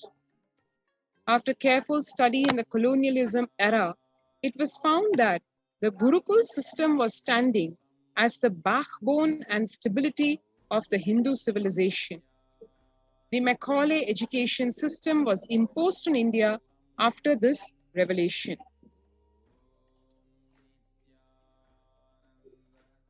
"13,000 universities across Bharat, 2 lakh Gurukuls were destroyed in Bengal and Bihar alone. With the systematic destruction of Hindu universities and Gurukuls, goes also more than 80% of Hinduism's indigenous knowledge.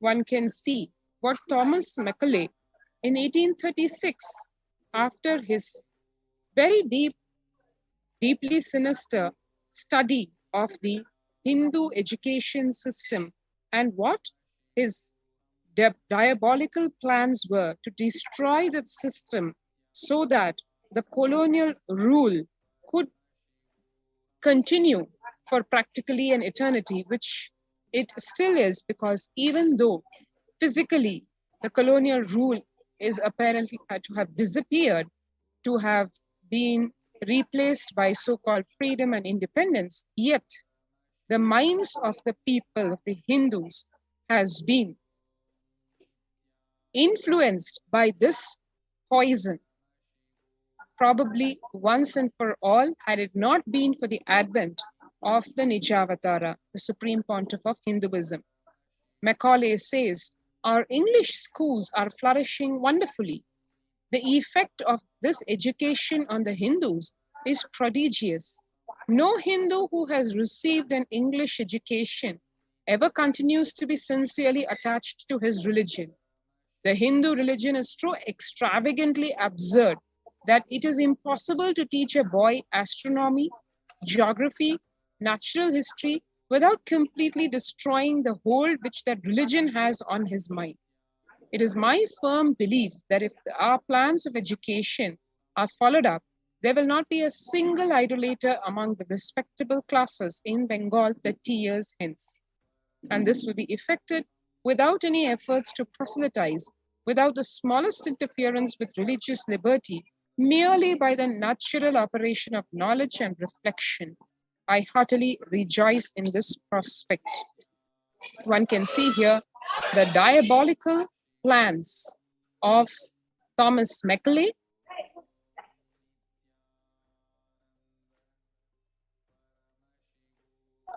and as the colonial rule has been replaced by the largest democracy, what really is going on? Is Hinduism really in a state of revival? What is the Nijavatara, the Supreme Pontiff of Hinduism, doing for the same? We all have seen over the last 2 decades what he has done to humanity, and in return, what humanity has done back to him. The persecution in return for magnanimous, huge contributions to Kailasa is what the Supreme Pontiff of Hinduism has showered on the planet. And what further revelations the Supreme Pontiff of Hinduism is going to be giving us tonight, let us wait and watch as we await the divine presence of the Supreme Pontiff of Hinduism, Jagat Guru Mahasannidhanam, His Divine Holiness Bhagavan Nithyananda Paramashivam.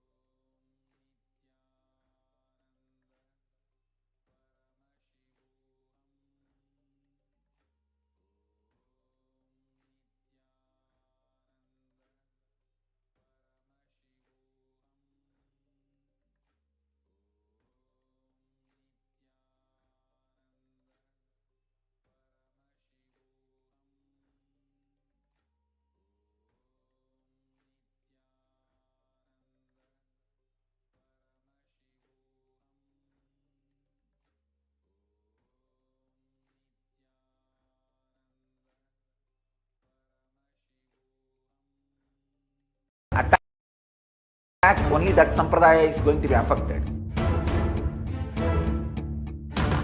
All of us are ecosystem.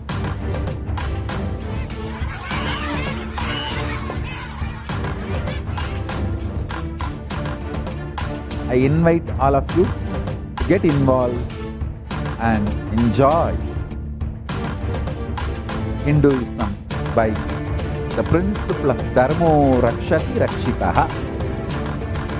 When you protect Dharma, Dharma protects you. We will make the whole planet flourish spiritually. The spiritual prosperity will happen to the whole planet. We all have to coexist together.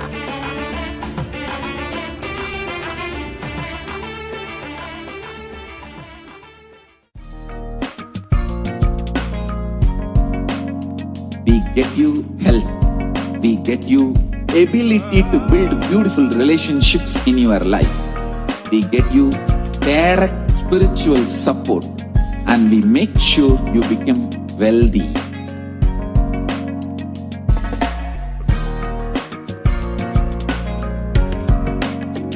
We won't stop giving you just good life. We will literally not stop till you live enlightened life. Manifesting the state of Paramashiva, space of Paramashiva, powers of Paramashiva, being of Paramashiva.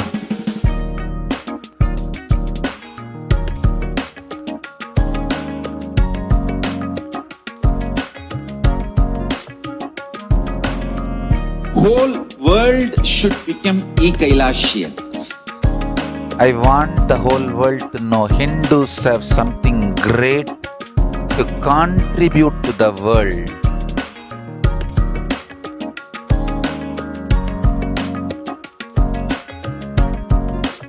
We have something great to contribute to the world. Let us do that.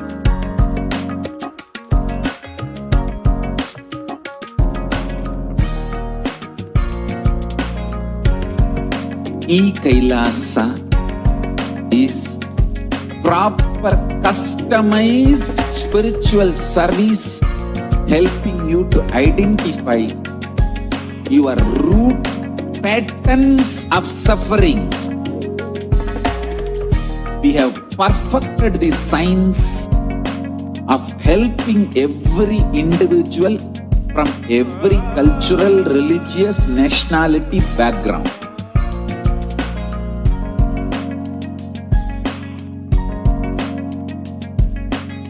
You will have lowest reactionary assumptions, highest awakened response, alive response for life continuously.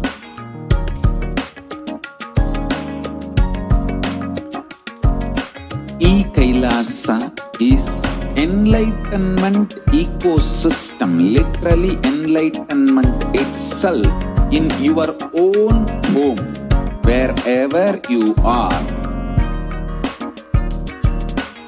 Proper customized spiritual service helping you to complete with your life negativity. Withdrawal from life, self-hatred, self-denial, self-doubt, so much of tiredness, laziness. We can support you aligning your diet, your attitude, your aptitude, your understanding about life. We can help you with everything.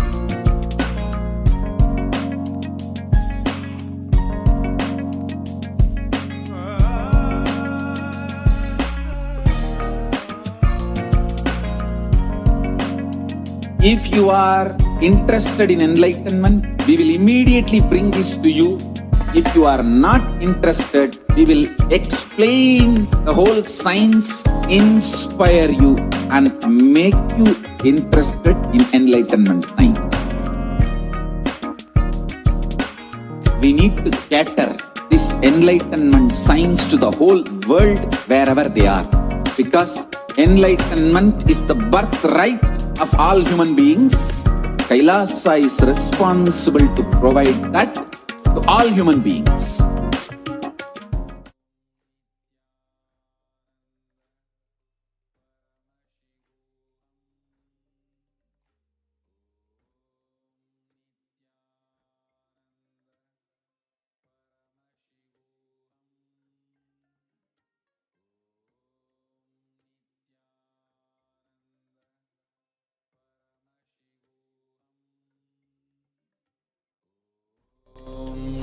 Nithyananda Paramashivoham. Om Nithyananda Paramashivoham. Om Nithyananda Paramashivoham. Om Nithyananda Paramashivoham. Om Nithyananda Paramashivoham. Om Nithyananda Paramashivoham. Om Nithyananda Paramashivoham. Nithyananda. The much awaited live Nithyananda Satsang after a very long time we are having. So today we are going to be having the live darshan of the Supreme Pontiff of Hinduism, followed by a live Nithyananda Satsang.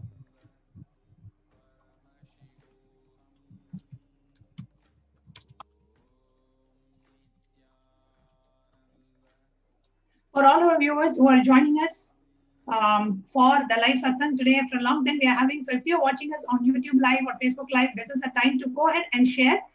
The live satsang will be at 8:30. The updated timing for the live satsang is 8:30 p.m. So we're just about 30 minutes away from the live satsang. So please do share with all your friends, family, Sangha members, near and dear ones, the live feed, and share this exciting news so they can all come and join. And this is actually the first live Nithyananda Satsang we are having after the breaking news and positive news.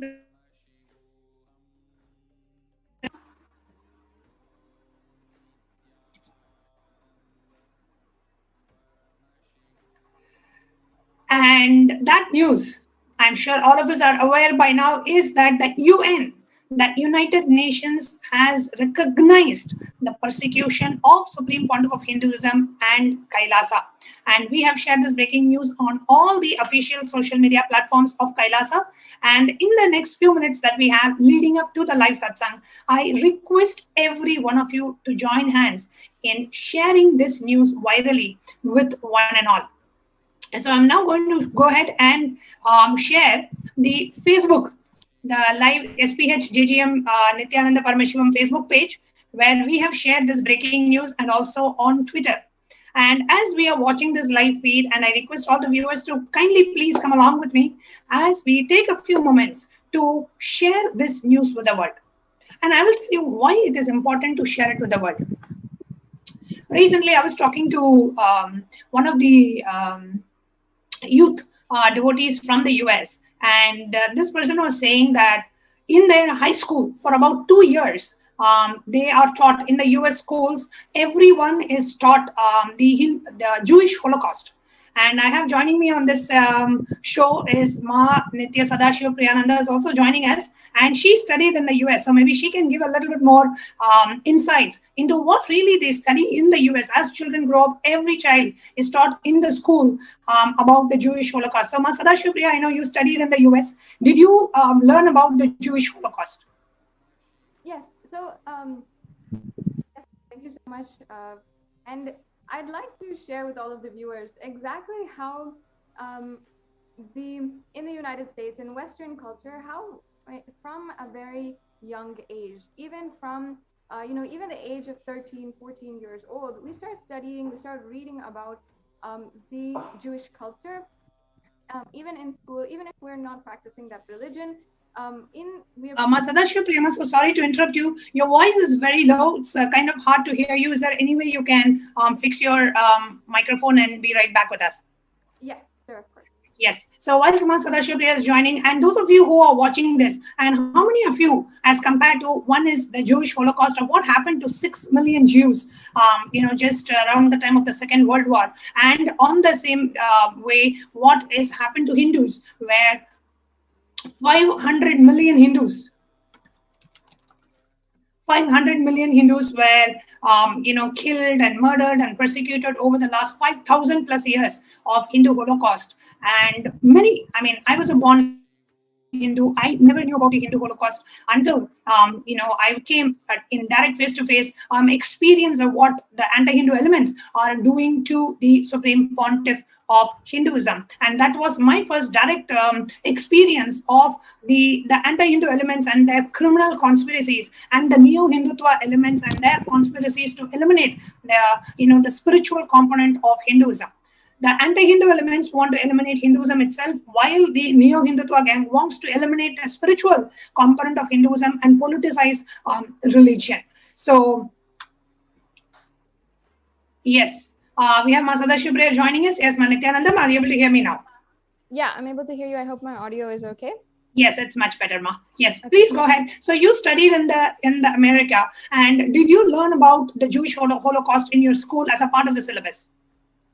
Yes, Ma. So exactly as we were growing up, we learned in detail about how the Jewish people, how 6 million people had underwent systematic persecution in extreme and in like excruciating detail. We learned about the gas chambers, how they were literally taken in trains to the concentration camps for the each and every Jew from all over Europe, how they were how the war had been strategically planned, and this entire Holocaust happened where so many Jews were entirely eliminated, and the what was happening was a genocide against a religion.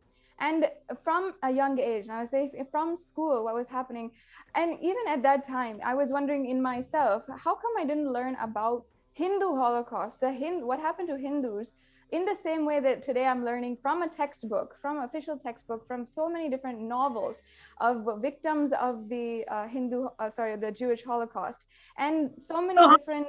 Actually study in school. How many years? I would say the curriculum for 1 year entirely, at least half of that year, 6 months, we were studying the Jewish Holocaust in depth. And not only that,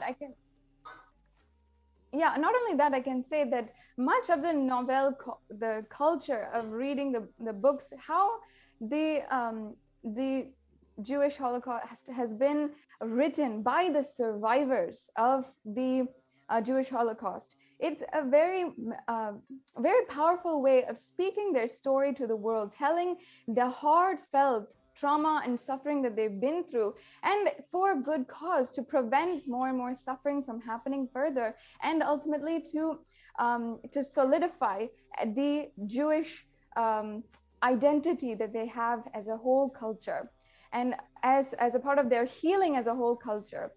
How the victims are coming out right now you're a born Hindu, born and brought up in the US. When was the first time you came to know about Hindu Holocaust? Actually, I can say, honest to goodness, the first time that we understood about the Hindu Holocaust was after Swamiji himself had started speaking about it, how in satsangs he would talk about the sannyasis who were abused and killed. And only after this, I even realized, there was something that happened that sparked me to go and read about it and see in more sources. But if you what age would that be? If you have to tell what age of yours? I think that was around 16 or 17 years old. 16 or 17 years when you first came to know about Swamiji. And what age were you introduced to Jewish Holocaust in school? At least around 11 or 12 years old. 11 or 12 years of old. So every child who's growing up in the US, I don't know about other countries, every child growing up in the US is brought up giving the knowledge of the Jewish Holocaust. And I grew up in India from a traditional Hindu family, and I had absolutely no clue about the Hindu Holocaust. Jewish Holocaust, 6 million Jews were killed. Hindu Holocaust, 500 million Hindus were killed. It's not that we are doing a comparison of lives here, but we need to understand that the Hindu Holocaust is at least 9 times of what happened to the Jews. And even Hindus are made completely unaware. And I'm sure none of my pre-monastic family members even knew about the Hindu Holocaust, even though they were, staunch Hindus for generations. We are criminally and strategically made to forget about the Hindu Holocaust. And for the very first time in the 5,000 plus years history of the Hindu Holocaust, somebody has taken an effort to bring out the Hindu Holocaust out to the international community. And that thanks to, and our deepest gratitude to the Supreme Pontiff of Hinduism, his tireless efforts, being a victim of the persecution himself, going through, more than 70 assassination attempts and torture in the prison and character assassination and hate speech and lawfare, and you speak about any facet of persecution the Supreme Pontiff of Hinduism has gone through. And today, after literally 20 plus years of relentless persecution on the Supreme Pontiff of Hinduism, today we have had a breakthrough. This is a breakthrough not just for Kailasa. This is a breakthrough for every Hindu out there, and this is a breakthrough for every human being out there, because what Kailasa is doing the revival of the true authentic knowledge of enlightenment, the science of enlightenment being revived by the Supreme Pontiff of Hinduism. So it is the responsibility of each and every one of us watching this, hearing this, living Hinduism and being benefited by Hinduism. It is our responsibility to share this with the world. So all we can do is just take few minutes of our time. I'm sure we are all eagerly waiting for the Nithyananda Satsang to start. And as we are waiting, let us do our responsibility. And that responsibility is to share this news virally with the world. And eventually, we should be having, every Hindu child should be taught what has happened to us. So we take responsibility to protect this knowledge tradition, to protect this tradition which is almost becoming extinct. And Yes, so I'd now like I'm to going to add go one. ahead and yes, ma, please go ahead. Yes, I'd like to add that across the world, in so many different time frames, from different cultures, different cultures apart from Hindus have undergone either slavery, genocide, examples of how their cultures have stood up and made something happen for themselves to recover from that culture. For example, even after the Jewish Holocaust, how the Jewish culture, that Jewish people as a whole are able to tell their story to the world and voice out, powerfully voice out the stories of victims and survivors of the Jewish Holocaust, to the point where even they're able to establish their own sovereignty and able to protect their culture and heritage as a nation, whereas there was no nation for Jewish culture and for Jewish people. That after that, they were able to establish that and protect themselves in some way or form. In that same way, if Hindus, if we come together now and just share and start to voice our stories, voice the stories of victims and survivors of the Hindu Holocaust, and first of all, ourselves understanding how the Hindu Holocaust is still going on, and the Supreme Pontiff of Hinduism is under the most brutal attack, has been a survivor of the most brutal attack and ongoing persecution against him. And even after the UN has recognized the persecution against the Supreme Pontiff of Hinduism, it's our responsibility as Hindus to ensure that the whole world knows that this persecution has been recognized, it is legitimate, and that it's our responsibility that each and every person, everyone who dares to troll against Hindus, against disciples of the Supreme Pontiff of Hinduism and the Supreme Pontiff of Hinduism himself, that the persecution is a legitimate thing, and they're only fueling the persecution that is happening. It is our responsibility to share and ensure that the one chance, the one time we had our voices heard is being known to the world, that it is a legitimate persecution ongoing right now. Absolutely, ma'am. And as you were sharing, I wanted to also take our attention to the official Facebook page of the Supreme Pontiff of Hinduism. And all of us who are watching us on YouTube Live, Facebook Live, Twitter Live, and all the different social media platforms, I request everyone, if we can take a moment and just go to Facebook, the official handle of the Supreme Pontiff of Hinduism,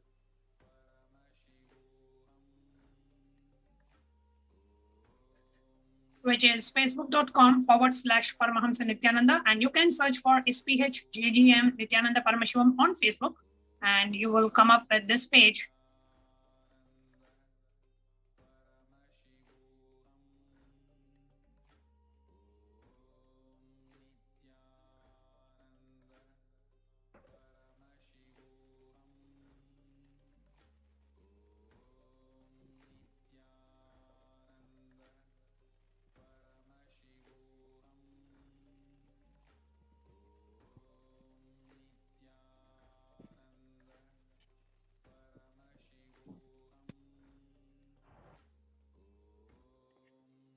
Yes, and I'd like to add that, first of all, to all of the viewers who are joining in right now, if you have not already, make sure that once you have found our page, found the official page of the Supreme Pontiff of Hinduism on Facebook, that you are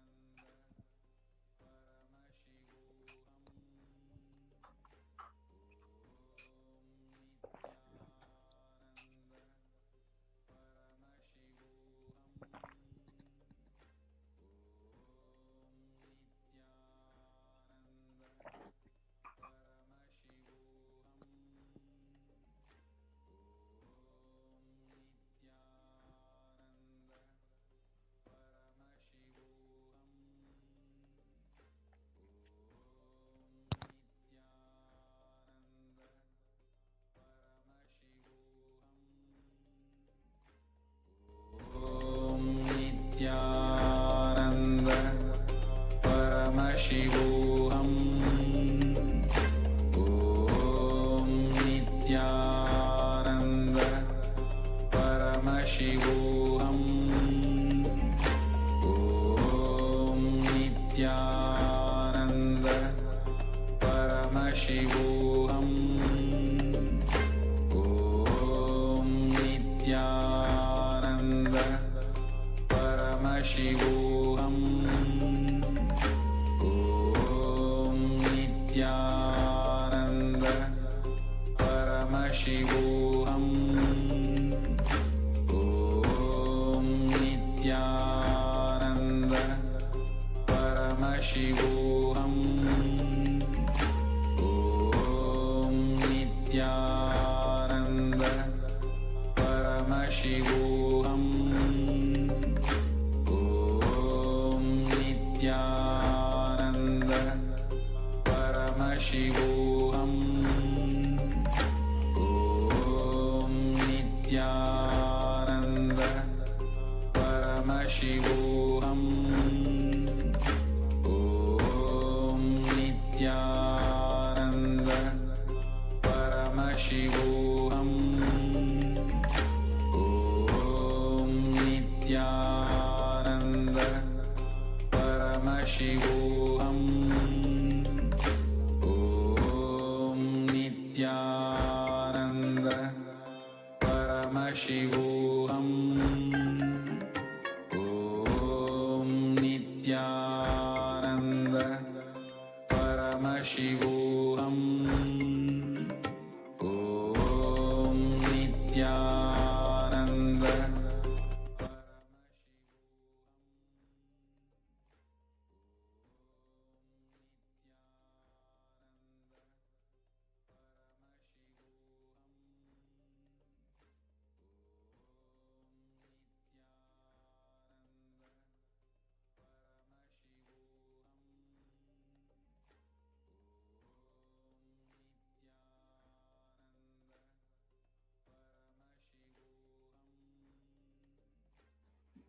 Welcome back, dear viewers. Welcome back. So here you are seeing the official Facebook handle of the Supreme Pontiff of Hinduism. I request everyone to please, I'm going to do a walkthrough and each of us can please come along and share this news. Okay, so as we are coming, we see the first pinned post with the breaking news. The UN has published the report on the persecution of the Supreme Pontiff of Hinduism. So what we are going to do is go under this post, like the post, comment under this post, and share the post. Okay, like, comment, share. Now, the sharing of this post, you can do it, share it to your news feed and add what you feel about this. So share 1 or 2 lines saying, finally, the Hindus, the Holocaust is being brought out, or you can say very happy that the United Nations has recognized it. Whatever you feel about this, you can add 1 or 2 lines and share it to your newsfeed and send it to at least 11 of your friends on Messenger, let everybody know. And all the groups and the pages that you're a part of, at least 5 groups and 5 pages, you can share this news that the United Nations has recognized the persecution of Supreme Pontiff of Hinduism and Kailasa. So we're going to take the next few minutes to finish this on Facebook. I request everyone to go to Facebook, official Facebook handle, and go to the main post, like, comment, and share under the post. Like, comment, and share.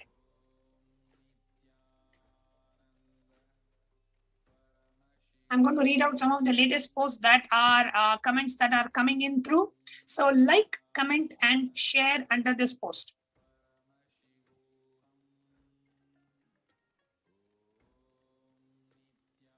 So when you click share, say share to newsfeed. And when you share to newsfeed, it will give you the option of including the original post. So you can include that original post also and go ahead and share.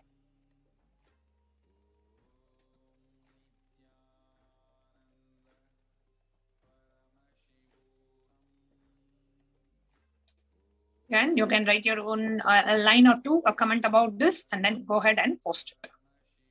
Share it in the messenger with at least 11 of your friends. Sharing it in the messenger is very easy. You just have to click send, and it sends. So you just have to click this. So, and it sends. And then share it on a page. So whatever page that you own, so let's say I have different pages that I'm part of. So I can go ahead and share in the, let's say, Nithyananda Sannyas order page. I can go ahead and share. The United Nations has recognized the persecution of HDH and Kailasa. So you can go ahead and do this and share in a group. Whatever group that you're a part of, you can share it in the group. So let's go ahead and take the next few minutes to go ahead and do the sharing on Facebook. At least share with 11 of your friends, 5 groups, 5 pages, and make one news feed. Like, comment, and share the post.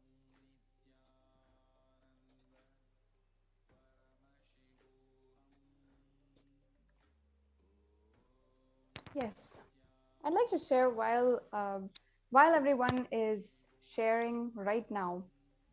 I'd like to share one sentiment that I have felt very deeply since the time last year in June, when we saw a complete social upheaval crisis happening surrounding the extremely brutal death of one African-American man in the United States. His name was George Floyd, and we saw after the acts of police brutality against him, how so many millions of people took to the streets, how people on social media for at least 2 months afterward were continuously speaking about the persecution and the ongoing persecution happening against the African Americans, the racist inherent laws and prejudices and the activities, the culture, the racist culture of the entire United States, as well as the popular culture that was being seriously addressed. And how across the world, not just in the United States, first of all, in the United States itself, how people peacefully protested across in so many different cities. And there was, even during lockdown, even during the time when there was so much of scare due to the COVID pandemic, people still wanted to stand up and they wanted to take responsibility. They wanted to be the cause for change. And not only in the United States, but in cities across the world, in cities like Paris, in Colombia, in so many different cities across the world, we saw people taking responsibility for change. And I'd like to contrast this, on the other hand, to the extremely brutal death, the mob lynching of 2 sadhus in India, in Palghar, of 2 mahants and 2 mahants, responsible members of the Sangha, sannyasis, who were brutally handed over to the mob to be entirely murdered. And I just like to ask one thing to all the viewers: did we as Hindus do justice to value the lives of our sannyasis, of the most valued members of our Hindu community? Did we do justice when persecution was ongoing?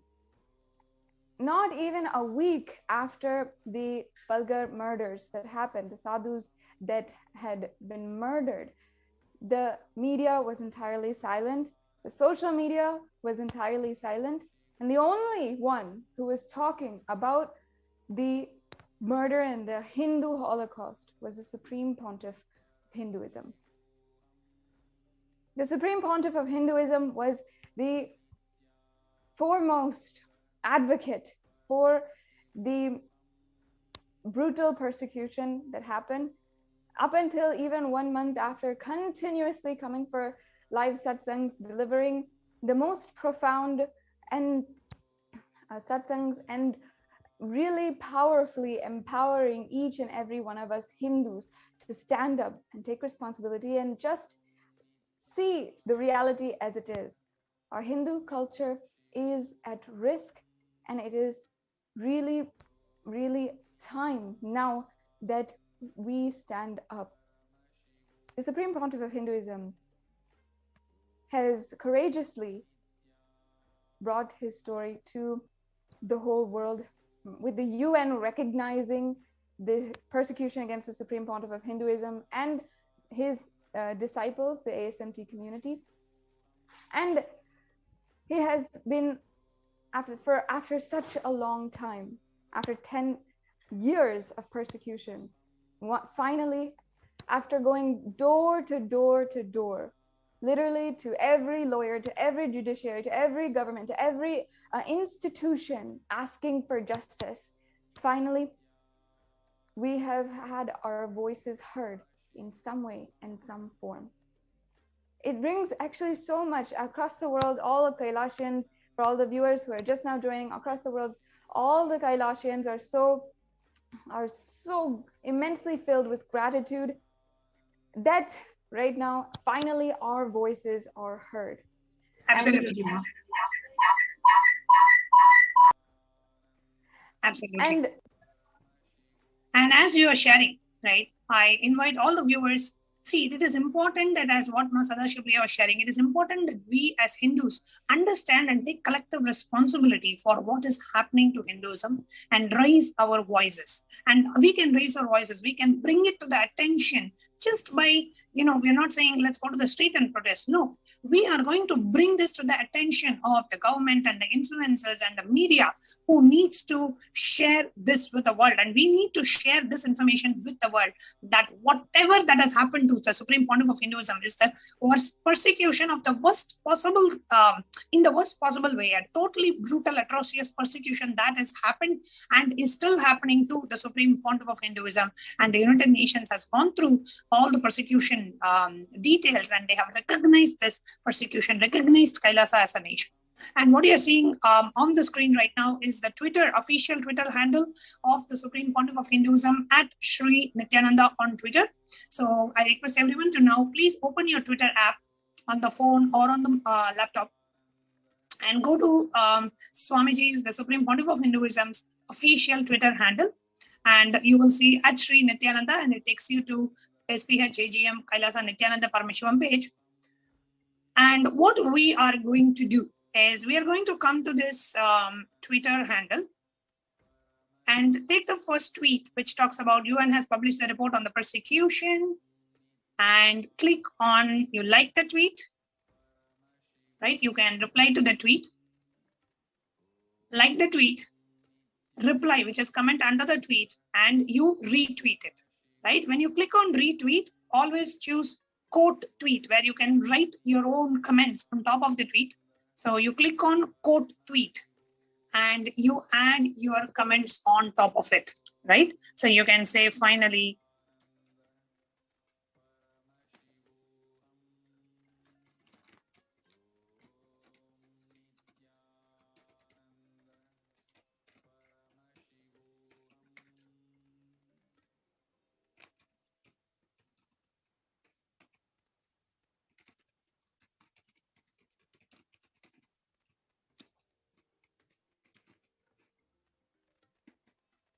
and always include the hashtag. The hashtag that we are using for this purpose is hashtag UN recognizes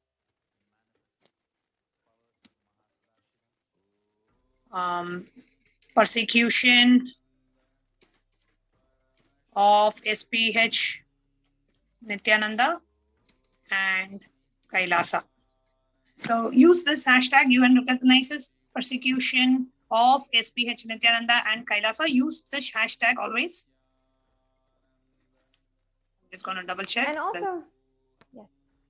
And also you can tweet at the recognized Hindu leaders and also the celebrities and tweet at them, so that also we can share this news to all of the Hindu leaders, to all of the government leaders, to all of the UN leaders, and share this news that Kailasa has been recognized and the persecution against the Supreme Pontiff of Hinduism has been recognized. Let's share this and tweet at them. So we can go to their any page. Yes. Yes. And we can go to any of the famous celebrities, anyone whom you think will have an interest to hear about the story of Yes, Ma, I think your screen is being projected.